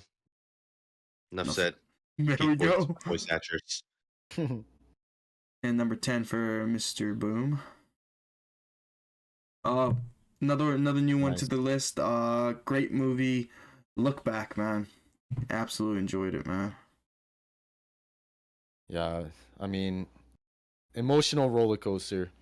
That is true. Again, I'm a sucker for like unique animation, man. And this one looks very cool. It's almost like manga-esque animation, if that makes sense. Yeah, like, because Chainsaw Man, like Fujimoto's adaptation, it felt like like the conversion. I really like Chainsaw Man too, but Look Back really felt more, like you said, manga turned into like anime, if that makes any sense. Yeah, kind like of just the aesthetics of it. mm-hmm. Yeah, his style was captured Yep. Hmm. so perfectly from, they didn't do anything to change the style whatsoever, which is And that, really nice. and that just fits the story a lot better because it has to do with manga and stuff like that too. So it was peak. Yeah, and I think it might have been off air. We were talking about it. Maybe I can't remember, but Mm-hmm. the scene where they kind of animate the manga. I think Boom, you mentioned it. Yeah. It was kind of caught me off guard. I was like, "What the heck?" But Yeah, that yeah, the intro scene, so trippy. yeah. Yeah. Look Back's one. I think Boom, you had the privilege to check it out in theaters too, right? As well as Mo. He actually Oh got Yeah. man, I'm jealous. I'm jealous. luckier than Oh yeah, me. that's. Oh right, right, right. This is the Yeah, I one got the where keyframes. yeah, got his ticket checked. Oh man, it was weird because most Japanese movie does Jealous. that Glad you guys too, got to watch it in theaters.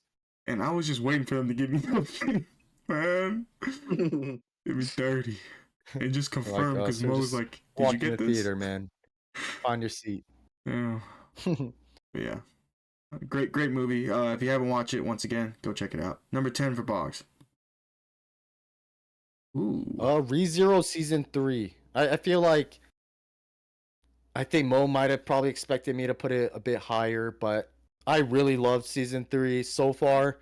Uh, I just know the second half is gonna be an absolute cook, but kind of super strong first episode. It was a very long one. Really got like started to pace off to what ReZero is, and we're finally getting like it. Things are already super intense, and unfortunately, we have to wait a few months until all the lead up finally pays off. But pretty much, I think so far, the first half of season 3, which has been aired so far, I think it was like 8 episodes, something like that. But mostly build up to what's to come.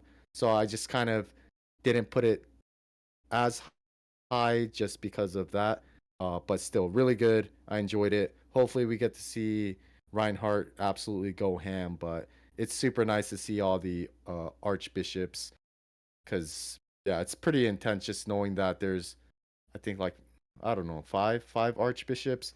So it's gonna be like a very like intense kind of battle for Subaru and the crew. Yeah.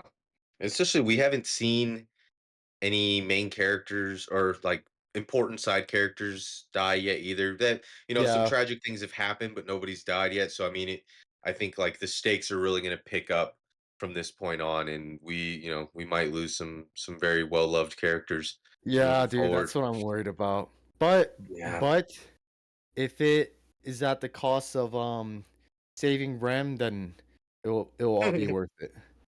We Yes, need sir. Rem back. We need Rem back bad. But dude, like if you think about it, like the 8 episodes, it's pretty much like 11, 12 episodes just because the first episode was so long. Like it took that long to kind of set the stage for what's to come. So, it's gonna be like super crazy. Oh man, really hope we're treated to another full length episode of it being like a movie length hour and a half. Yeah. When they come back. We'll see. I mean, this one, they did the preview for it, and I think like France, like 3 or 4 months before the season aired. So if that were to happen, it probably would have happened already. But we can hope.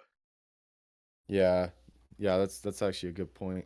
And Garfield's his going through some personal stuff too, and like it was kind of tragic with him and his mom. Won't Yeah, dive too and much then into spoilers, even but Reinhardt too, um, finding out a little bit about where he got his powers from and stuff like that. Kind of learning a lot of really cool things about all the characters this season. yeah, I'm just so hyped for the second part. But yeah, my 10th place because it was awesome, but I know it's gonna be even better, and uh, didn't want to place it too high just because so far, I mean, it's still been really good. I do want to emphasize that, but a lot of it is just kind of setting the stage for the remaining, I think, 8 or so episodes. and fellas, I'm almost there, man. I'm almost there. Get to Yeah. it, man. Get to it. I'm almost done with the first episode. It's long as fuck, man. Oh God. of season one. Starts kind of slow. But yeah. 10 for Mo. Let's see what 10th place is. A new one. MF Ghost season 2. Continuing to carry on the epicness that is Japanese street racing, from Initial D, the sequel successor series. Um, Absolute banger. Always a banger soundtrack with the Euro beats they have in there. Um, but just the main character's cold, man. Just like his sensei, absolutely cold demeanor, completely locked in, genius driver. He's got such an underpowered car, but he's keeping up with the Lambos and the Audis and the GTRs.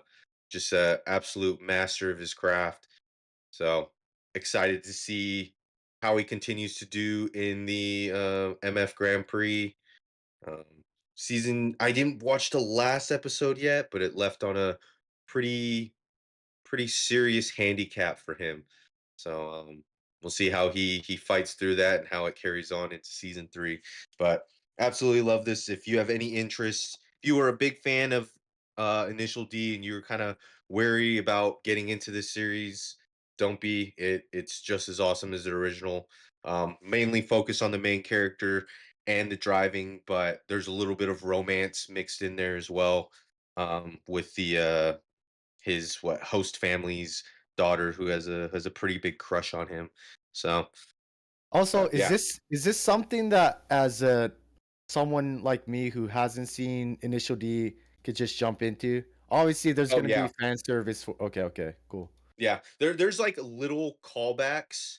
Hmm. Um, but But they it's kind of more like fan explain it service. too. Oh, okay, okay. Yeah, yeah, like they explain, like they did show, like when they talk about his teacher, like they just reference his name. Hmm. But like it's not like super important. They do mention that he's like, number one like drift king, blah blah blah. And then they do probably the only thing that might go over some people's heads is the in Initial D there was like two dudes who were like the gas crew. They worked at a gas station and were friends with Fujiwara Takumi is the main character Hmm. from Initial D, but they make like a little cameo midway through season 2, and they're like much older, but they still work at the gas station and still obsessed with like cars and racing and stuff. So Yeah, that was like kind of a nice callback. But yeah, you could definitely go into this without knowing anything from Initial D because it's a different style of racing too. Like Initial D was totally underground mountain drifting, whereas this one is like an organized racing league that's made by people who used to do the mountain drifting stuff. I see, I see, So, I see. but Cool, yeah, cool. it'll just help you, I think, be more excited about it. But you can definitely get into this one without watching Initial Gotcha, D. gotcha. Right on, right on. And I guess number 9 for me is. Dun, dun, dun, dun, dun, dun, dun, dun. We talked about it already. Enough said. Let's go on. Number 9 for Mr. Bogues. Look back. Yep, pretty much. For real, always What one Boone talked off, about man. earlier. Intentional. Always one step ahead. No, I'm joking. But yeah, no, look back. Yeah, pretty much everything we talked about earlier. Just emotional roller coaster and great adaptation. Here is Mighty Mo's number 9 spot. Go Loser Ranger. Peak shonen in the season. Check it out. Nice. 8 spot for myself. Laid Back Camp, season 3. Pretty. It's nothing new, right, Box? It's just same Yeah, old, but just it was, man. I was hyped to happy see to him see. back. You know, good Yeah, feel good show, man. Can never hate when I'm watching this show, man. I always feel super good. I actually watched it twice now. Season 3, man. nice, nice. Yeah. Best camping show this year at least. Not wrong. You're not wrong. And then 8 for Boggs. Here we go. Ooh, it's low on the list. Mushotense season 2 part 2. Um, So I long. mean, Yeah, like family man Rudy now finally kind of uh finding his way back home to his family, and a lot of sacrifices to be made. Uh, I mean, very different because I know when we did season 2, part 1, I think we still all enjoyed it, but we definitely had our gripes with it. But part 2, I loved every part of it. Uh, Finally got to see a lot of Roxy back and even more. Um, but yeah, stakes are high again. I don't know. Not too much mention. Like Hmm. if you like Mushoku Tensei already, then I'm sure you absolutely love this season. Even though some of the stuff might not be great things that happen, but Some sad stuff happened, huh? yep. There. And number 8 for Mighty Mo. Believe the oh, actually, I won't say that, but Haikyuu the movie, the dumpster battle, the big battle between Karasuno and Nekoma, I think is his Yes. full name. Yep. They're kind of they're rivals, they were one of the teams that they practiced with for like a big practice event where they did like a week long thing, and Karasuno was the weakest team there. But they really got along with all their players, and they met in what, like I think it was quarterfinals of the nationals competition. Um, Absolutely beautiful movie. Got to see a lot of like really nice backstory stuff from the Nekoma guys, especially Kenma, the setter from Nekoma, seeing him kind of grow to love volleyball just through that game. And just the absolutely epic final scene where Yes. Yes. the POV of him and their that final match point. Um, Such a treat. I was pretty excited for this. I think Boom, you watched it before while you were in Japan, Hmm. and it was coming to the States. So I'd watched like halfway through season 2-ish of Haikyuu, and so I decided to go back and I binged the whole series in like 2 weeks or so, in preparation for the movie, and just sat there just smiling my ass off while I Yeah. was watching the movie. Oh, such a treat. Did the same, Was my brother. is it the No, end, or it no, was just a no. big No, No, arc? no. Oh, okay, okay. yeah. They still have what, like, I think like 2 or 3 more big matches. Like I said, Yeah. it was either like it I was think it either was quarter. Yeah, I quarterfinals think it was or quarter. like Sweet 16. Um, but kind of like that was their big initial roadblock leading into Yeah. nationals was these guys, because I think they've never beat them when it Mhm. came to all the practice matches they did, or they maybe beat them once, but um yeah, super epic. Yeah, that means the later one's about to be even crazier. And in this Definitely, movie definitely too, a watch remember they for you. show the closest guy to the little giant, and it showed like Oh yeah, yeah. it's foreshadowing the next roadblock or team they have to face, which is epic. Like Yeah. Mo said, man, I binged it too, and just it made me like Haikyuu again. You know what I mean? It was like Yeah. rewatching all the seasons. Like I know why I was fiending for this when it was coming out. But yeah, is there any news on like when's the next season, or are they gonna? I'm No so idea, honestly. I haven't seen anything about it. yeah. I You know it's kind of popular forgot though. about it. Yeah, you know it's Oh yeah, popular, definitely. It's especially in Japan. next biggest thing besides like Blue Lock. Yeah, The ladies love their sportsmen. for real. A little too much. I know.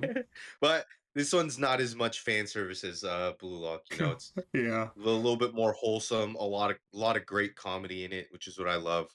Um, Take the seriousness of sports, but still all the characters have so much personality. Uh, Easy show to fall in love with. it's true. I'm glad you put it in here, man. I'm glad you did. Thank you. And number 7 for me, let's just say I'm one step ahead Boggs now. Oh Mushoku no. Tensei season 2, part 2. God damn it. The Damn it. roles have reversed, my friend. But yeah, uh, everything we Boggs has said. Great to see Roxy back. You emphasized that, which I love, Boggs. Sure. Happy, happy, happy, man. Although there's sad moments in the season, overall, I'm happy. I think the part 2 was better than part 1 of season 2. I think you said that as well, Boggs. But can't hate when I'm watching Mushoku Tensei, man. Just can't, especially when Roxy's on the screen. Agreed. And then number 7 for Boggs. Is Konosuba season 3? If you like Konosuba, then absolutely great to see the gang back at it again. This season kind of focused a lot more on Darkness, which didn't really get too much of her. Added some depths to her kind of masochistic behaviors. It was kind of nice to see a bit more some serious tones to Konosuba, and seeing Kazuma actually um be kind of a caring person. And we've always known like he actually cares for his crew, but Kazuma is just a asshole at the same time. But it was nice to see Kazuma and the gang actually do their best to keep Darkness in their party. But yeah, it's just the same old Konosuba, kind of like Boom said with Eurocamp. And it's been a while since Konosuba. We had the Megumin spinoff, which is also great, but finally nice to see uh all the Konosuba gangs back at it. So definitely had to put it in my top 10 or top 15. Bravo, bravo, man. And then we are on to Mo's 7th spot. There it is. Look back. Multiple steps yeah. ahead. Had to be on here. I believe Boom, you were the same as me. You didn't read this before watching it, and I went into this pretty blind. Like the only fact that I knew that it was like loosely based on his personal backstory of becoming a mangaka. That's pretty much all I knew about it, and I mean, I was just absolutely blown away from the visuals, the storytelling. The Ooh, trippy ending to the series, yes. or to the movie as well. But yeah, just absolutely beautiful Such visually, and unique the soundtrack. storytelling too. Yeah. Yes, dude. Yeah. Still thinking about it makes me Well, so sad, man. Yeah, because well, Fujino and Kyomoto, like their name combines Fujimoto, so yeah. Mm. Well, I'm feeling a little bit of both are him. hmm So I'd be curious to see if he does an interview in the future and kind of talks about what exactly how close this is to his backstory, because I'd be pretty interested. Especially like I can uh imagine seeing like being discouraged, seeing someone in a different style of art, but being so much better than you, yeah. in certain ways, and how that can be discouraging. And then also the alienation of trying to chase your dreams, but your friends kind of telling you, like, oh, you should, why are you doing this? Like, you're just going to be known as a manga otaku in high school or middle school and stuff like that. And, it kind of shows the two routes that they could have taken. And obviously he chose the mangaka route. But Mm. hmm yeah, like I said, absolutely loved it. Awesome movie. What's the Great pick. author's name again? Fujimoto. Come on the show and Tatsu. explain yourself. That epic. That's what you do the interview. Yeah.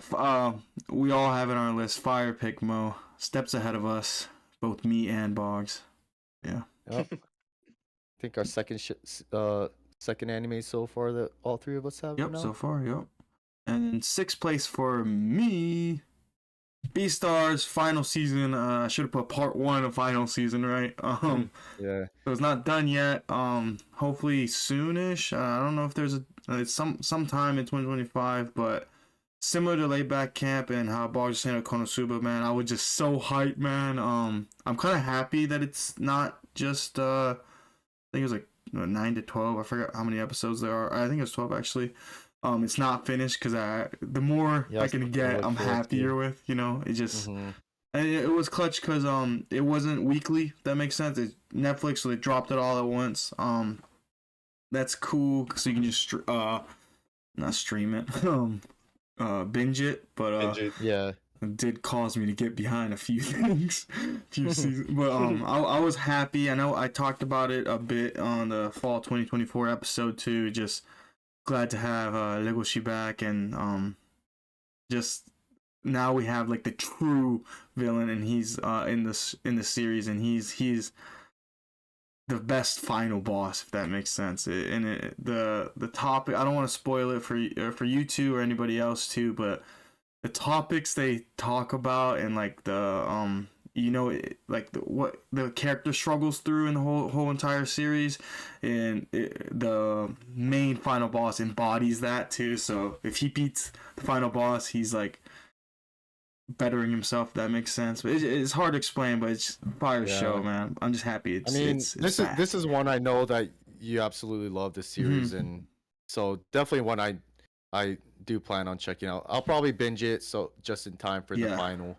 Also, but one thing though, Beastar final season opening was kind of mid, man. It was, you also we killed the last two, man, and the EDs.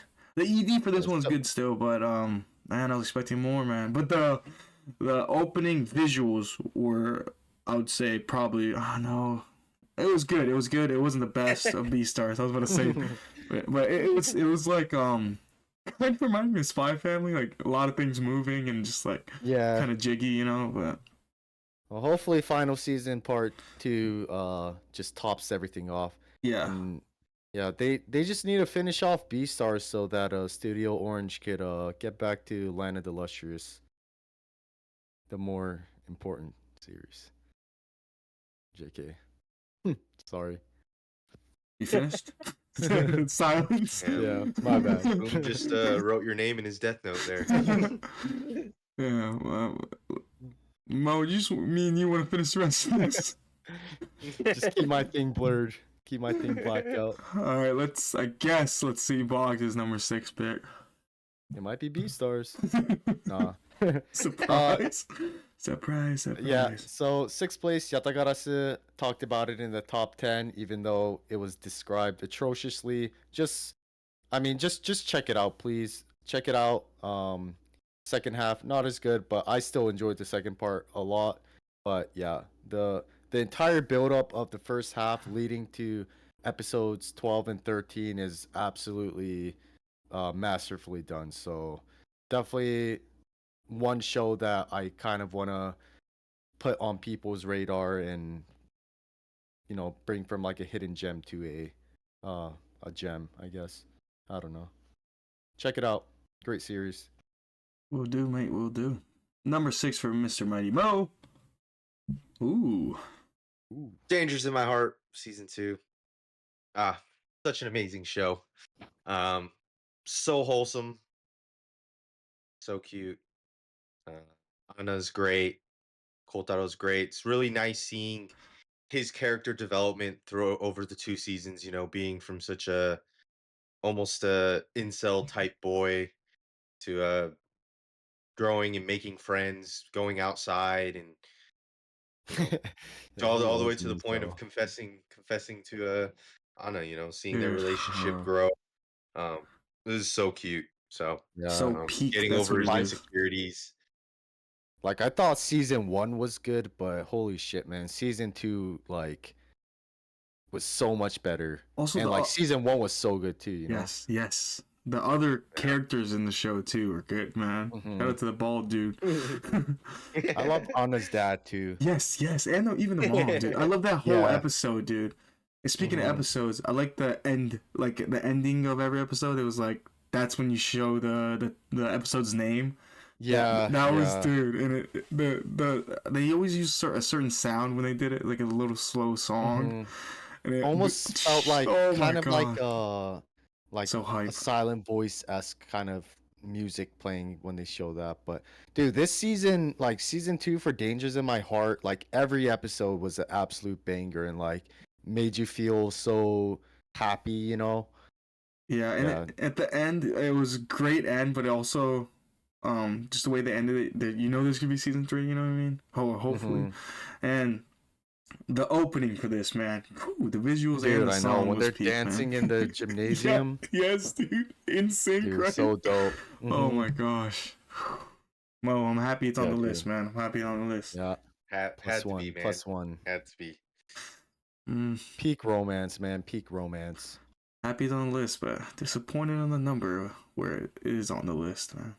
Agreed, agreed. A little foreshadowing, if you will. um, and here's would he not? I was just one above Mo. My number Yeah. fifth is number 5. Let's just say I'm steps above Boggs here. We're playing checkers while Boom's playing 40 chess. Oshinoko season 2, man. Man, maybe it's because you reading the manga or something, man. This was excelente, man. The visuals, Aqua going dark mode, Ruby going dark mode at the end. Did you guys like season 1 better or 2? I like No, both. I like season 2. But I remember you gave us like that warning, like it's gonna be good, but you're like, I think season 1's still gonna be better, or you're saying like 3 and 4 will be better. But no, Yeah. I mean, this season blew me away. Yeah, I absolutely loved it still. kind of No, questioning I your liked takes, it a Boggs. lot better than season 1, just because I think there was more of kind of the darker themes and the whole like going back to like the root of the story of what Aqua's trying to do, like that I felt like took more of a focus in the That's show, which true. is kind That's of what it's true. supposed to be about, you know? So I really Mhm. enjoyed that part. And then like his struggles with Akane, the two of And them Kana. kind of trying to figure out their relationship. And yeah. Yeah. That's actually a good point because we got a quite a bit of Why are you kind of hating, Aqua Boggs? trying to backtrack to see who his dad really is. Like actually kind of getting into the meat of it. Because like looking back, I Yeah. guess season 1, maybe I'm kind of blinded by how good the first episode was for season 1, but yeah, that is a good point. 15, Boggs. You crazy, man. Yeah, I still liked it a lot. Crazy. Hey man, I You was gonna rated the put Gauntlet number on 2 this. dungeon show over this, man. It's crazy. That's messed up, man. That's messed up. But Let's yeah, go back at critiquing Mo's placement for his 6th place. I think the 15th is crazier, dog. But moving on before we get too carried away, Boggs is 5th place. Probably some out of pocket show. Let's see it. You said it, not me. Oh, You said it, man. You said it. oh, I was right though, man. Come on. Make sure you don't cut it out. But Is yeah, it? same reasons we talked about for when Mo mentioned it. Mhm. Yeah, absolutely mind blown with how much beyond my expectations season 2 was, because this is one when I was watching, I think I let it cook and then I kind of binged it. But yeah, just such warm, happy feeling every episode. Also, emotional parts and just seeing excuse me, the finale for season 2 was so good. And I like Kyo as a male protagonist in the thing too, man. I like him a lot, man. Also, I can't get over the height difference. Oh, man, he's so tiny compared to her. Yeah, I It, know. it adds the funniness though, especially the ending scene. Yeah. Yeah, this is one for the short kings. Sir. And number 5 on Mighty Mo's list. Here we go. Oh, nice. Yep. Too many losing heroines. Talked a lot about it, but again, stunning visuals, great characters. Yeah, fair enough.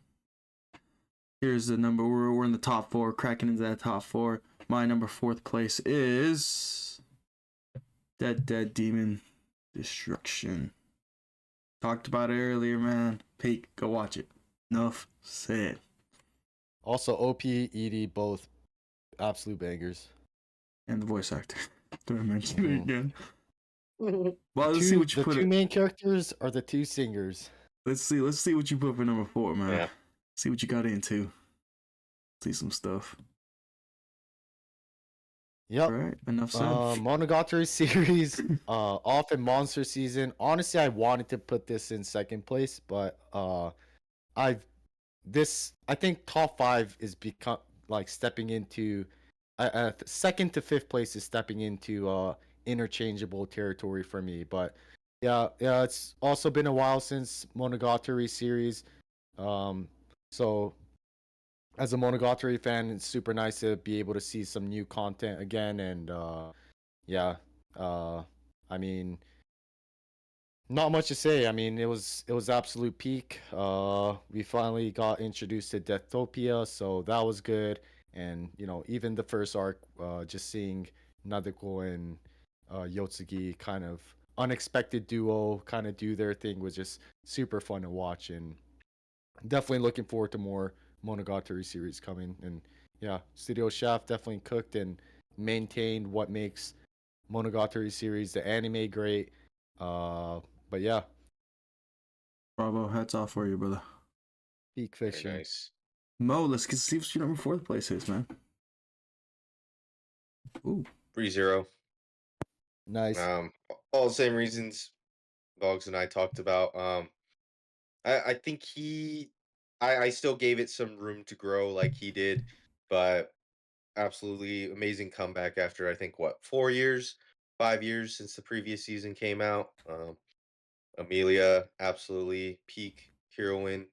So, so excited for the second part to come, and who knows, that'll probably push it up into the number one spot by the end of 2025. Early, a Mhm. little early to say, but just with how awesome season one was, or part one was, I can't imagine part two being disappointing whatsoever. Yeah, like it set my hopes up so high for the remaining half of the season. Oh, I can't wait Yeah. to clip that for next year. it's We'll it's see. number Hopefully it 10 for ages Mo's well. list. What happened, Mo? Explain yourself. Man. 3-0 season 3 at 15th. Well, I'm guessing similar to like a laid back camp and Konosuba and stuff like that. You're just happy it's back, right, Mo? Be happy. Yeah. Like B stars too as well, but yeah. On to the big 3, fellas. Let's Ooh. see it. Big 3. Guess I'll start it off with the big 3. First we have. Dun, dun, dun, dun, dun, dun. Just kidding. Apothecary Diaries for me, man. Talked about it links when it first came out, and we just mentioned on the top 10 list too. Just happy. Mao Mao, man, she's goated for sure, man. That first opening too, man. It might be my top anime song ever, dude. It's so good. Glad to see it on your top 3. Thank you. Let's see if I'm glad to see something on your top 3. Going into that 3rd place for Boggers. Ooh. Is Free Ren. Yep. So second place for top 10 new series, third place for top 15 2024 entirely, but yep, pretty much talked about it earlier, as well as for the winter and fall last year. So can't be mad with that, man. Goated. Can't be mad with that. Goated. I somewhat fear though that second season will be good, but we'll I don't know if I can trust that. Said the same thing about Oshinoko. I think I'll like season 1 better. Who knows? Let's see it. Number 3 for Mo.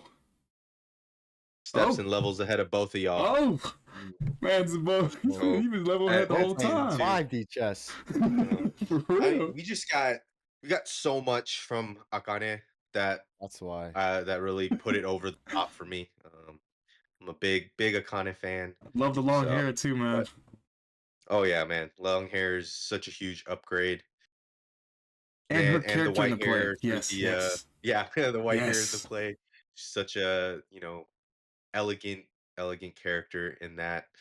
So damn, she for real shined, man. Even the kid version where she's copying dude. So cute, man. Mo might be on to something, Boggs. I was Team Memcho for a while, but I might have to switch over. I only seen her for a bit in this season. Even Ruby, man. On all day. I don't know, man. And Ruby. The Aqua guy. Nobody's picking Aqua. Yeah. Let's just Uh, be happy with Akane and Kana ship. Let's all just get on board that one. Mo, happy to Yeah, see it I on mean, the even the list. Kana episode was great, man. As Hmm. I don't not like Kana. Mm-hmm. I really do like her. I think for both of them, I love their voice actors. Um, Just a Kana's Kane voice a bit actor is more. super cute too. But uh, but yeah, the date scene was awesome. Just how Yes. blown away she was by Aqua's moves. She couldn't help but to think that that he likes her. So Akane Yeah, or not Akane, but Aqua potentially playing the long game. Dude, we'll also, see. We'll see. I'm pretty. I might be making this up, but I think Kana said something to Akane, right? That they went on a date or something like that. Did she Yeah, mention yeah, right? Dude, that I Yeah. like that part. Or even when remember, it's going to spoilers, but Aqua's and Akane were like supposed to break up or going to, right? And then she told Kana no, they haven't, right, or something like that. yeah. I like those like Like, little jealousy, you know. It's like mhm. but for Or even the It trip was like, in the final arc, she was Akane wasn't supposed to be there for for yeah, any yeah. reason, and then she comes on the trip and Kana's absolutely heartbroken. Mo, I'm yeah. just glad you're on my side of it's good opposed to 15th, man. I'm just happy, man. Dude, come on, man. I liked it. Yeah, I and you feel won't. bad for Akane though, because Akane and Kana both have their pros of why they should be with, why they're better than the other as a romantic interest, you know. But I feel like Akane's much more kind of getting used for. Not to say that Aqua doesn't have any feelings towards her, because I think there is some of that, but because Akane is such a smart person. 'Cause in the end of season 2, he was kind of talking about how he kind of expected her to find his dead body. Like, kind of feel bad for her at times. She deserves better. So does Kana. Which one is it, brother? Fuck Aqua. All Yeah, I'm Team Kana though. right, all right. We're on to the top two now. Number two for me, similar to my top 10, we have, and again, a step ahead of Boggs on this one. Free Ren, ba ba ba. Love the opening as well. We talked about it. Great show. Enough said. Let's get on to it. I have a feeling Boggs might And for just. my second place, I will be one step ahead I of had a Boom. feeling you might. We were both steps ahead. Checkmate. Yeah, Apothecary Diaries talked about a whole bunch. Yeah, super good. Bravo. Let's see what This let's is where see. I disappoint the boys, fortunately. No steps ahead. That's the No steps worst. ahead. Many steps ahead of Boggs. Is it's on Oh, his top Oh, 10, but he omitted it from his dang. top 15. Uh, it's a Girls tough Van one to Cry, admit. number 2, man. Like I said, just loved it. Love the characters. Another thing we didn't talk about either is like all the VAs were great, and the VAs are actually the band members from Tokinashi Tokiari, Hmm. which was really cool. They considering it's their first time doing voice acting roles, they absolutely killed it. So Nina's VA went. She ate. Is she yeah, Bucks? Big Is time. she? so good. Oh yeah, Where? check it out. Oh, she on? Oh, I don't see the show on your list though, brother. Hey man, that You're a aside, that hater. aside. Uh, bro, I have to check So this one out, man. what's on your first place list? That's what I want to know. Simple, brother. Tanto demo. Would it be plot twist? Dun, dun, dun, dun, dun. Dun, dun, dun. Tanto demo. Dun-dun-dun. Number one, There it let's just is. say big brain move here, levels above both y'all's. Lunges over Boggs. Why me, man? Leapfrogged over Mo. I like Straight that. up peak, my man. Y'all talked about it, man. Dangers in My Heart, season 2. How could you hate it, man? How could you hate it? Real peak for Agreed, me. agreed. I remember when Boggs was calling daggers in my heart, man, but it was Hey, dangerous, we can unfortunately. we can go to past recordings, but Unfortunately, there's man. probably a scene that Boom slipped up. Yeah, I remember that season. I was like, yo, Boggs, this is fire. You're like, nah, I want to stick with Oshinoko, which he ranked 15th now. Did not happen. Just But playing I'm glad games, but Boom did shill this super hard because I think for 2023, I I think it think was pretty before the high up too. 2023 I binged it so that I could, if I liked it, could put it on my, which I did. I think I put it on my number one spot for last year too, if I remember Yeah, correctly. yeah, you did. Oh dang. I think your top three, maybe Free Rent Apothecary might have been switched, but I Yeah. think it might be the same. Dang. I'm a Or simple maybe man. it was Winter. Oh But yeah. But yeah, a great show, man. I really do love it. If man, and I'm glad it came out so quickly too, man. I know. Oh, but yeah, Season 3 when? not quick enough, brother. Not quick enough. But yeah, glad we went to the expo this year as well. So another 2024 moment. But yeah, that was my number one. Moving on to Boggs' number one here. Let's see how he disappoints us. Sound UFO Season 3. So far, not just 2024, but yeah, up there for 2020 decade. So maybe in 2030, if we do a decade list, you'll definitely see this on. Maybe not first, who knows? But yeah, Season 3 of Sound UFO, probably one of the best things I've ever seen. Dang. Wrapped up the Sound UFO series beautifully, and the people cooking over at KyoAni had to make a big decision to kind of deviate from the source material, which they absolutely killed it in like a good way. Yeah, I know I talked about it a lot when it aired as well, but so many callbacks to and homages to like previous seasons, and just the character development for Kumiko is probably one of the best I've also ever seen. Yeah, I mean, it'll just be me nonstop, just gushing over this show. So I guess I'll just take this time to say that if you haven't watched Sound UFO, definitely check it out. Season 1, super good. Season 2, super gooder, and yeah, season 3, the best. And it just keeps getting better and better and better. And just like the character development from Kumiko that starts from season 1, just even all that stuff really builds up. And yeah, episode 12, a literal masterpiece. And I wish maybe the final episode was like one of those 40-minute ones. It seemed a tiny bit rushed with how they wrapped everything up, but you say it's over, right? This is it. Yeah. Season 3 is over. So hopefully you get like a little short movie, like Quince does it, like drops that little. I think we are getting maybe like 3 OVAs in the Blu-rays. So, nice. But it's probably just going to be like, kind of like you said with Quince. So just fun still stuff, looking forward to that. Just for funsies, but yeah. And we got introduced to the new character, Mayu, and she played like a very pivotal role.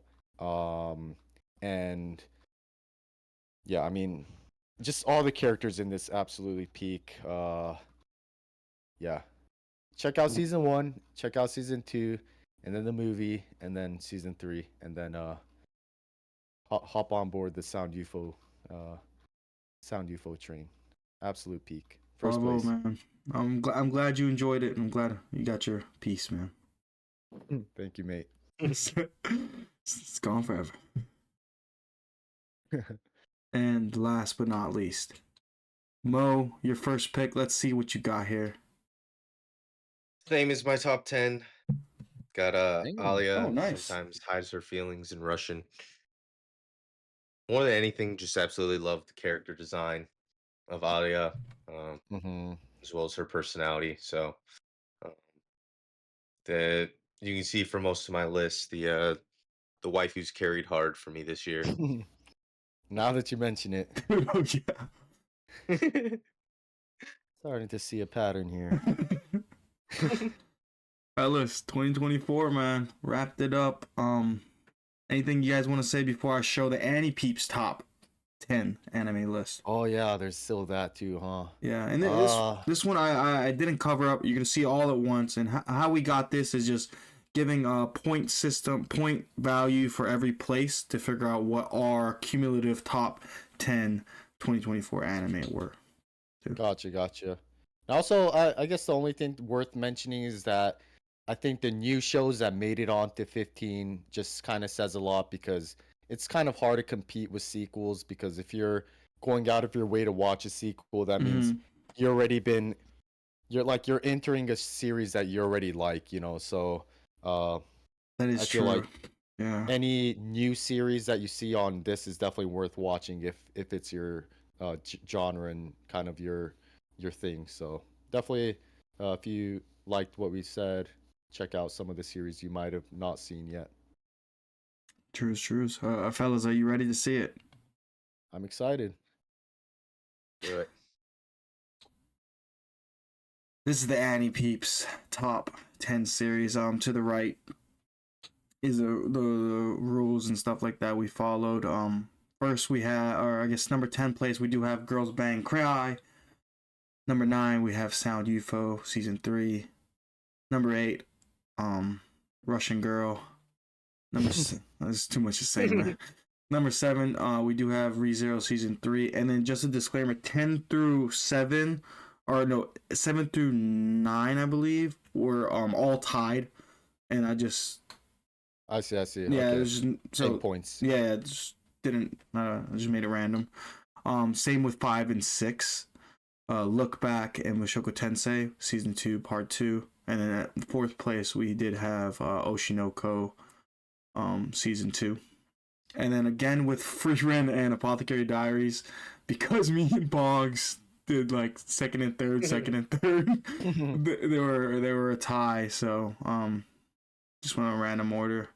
And then first we do have Dangers in My Heart season 2, which was on everyone's list as well. It's a solid top 10, man. Yeah. It's got all the banger sequels and all the good, like, not all, but good new ones, It's like 8 and 9 is crazy too, because you obviously you guys picked them as your first spots, and if one of us ranked it at all, it would have been like super which I thought I didn't mention it earlier, but I thought the is it Aruya would have been on your list, Boggs. I was kind of shocked. I know. I guess I didn't mention it for top 10, but like top 10 new series, I think Makein, Aria, Chi were ones one I really wanted to put in there, but I kind of have to omit, unfortunately. Yeah, man, this is hard, man. Hard making a list, but happy with it, man. See if Dangers in My Heart season 3 killed it. Season 3 can be on my top 2025 number 1. We'll see. Hopefully season 3 soon. But yeah, fellas, anything else you guys want to add before we peace out to another year? No, super good year. Yeah. Hopefully 2025 just as good or better. Hopefully it treats us well, man. Hopefully.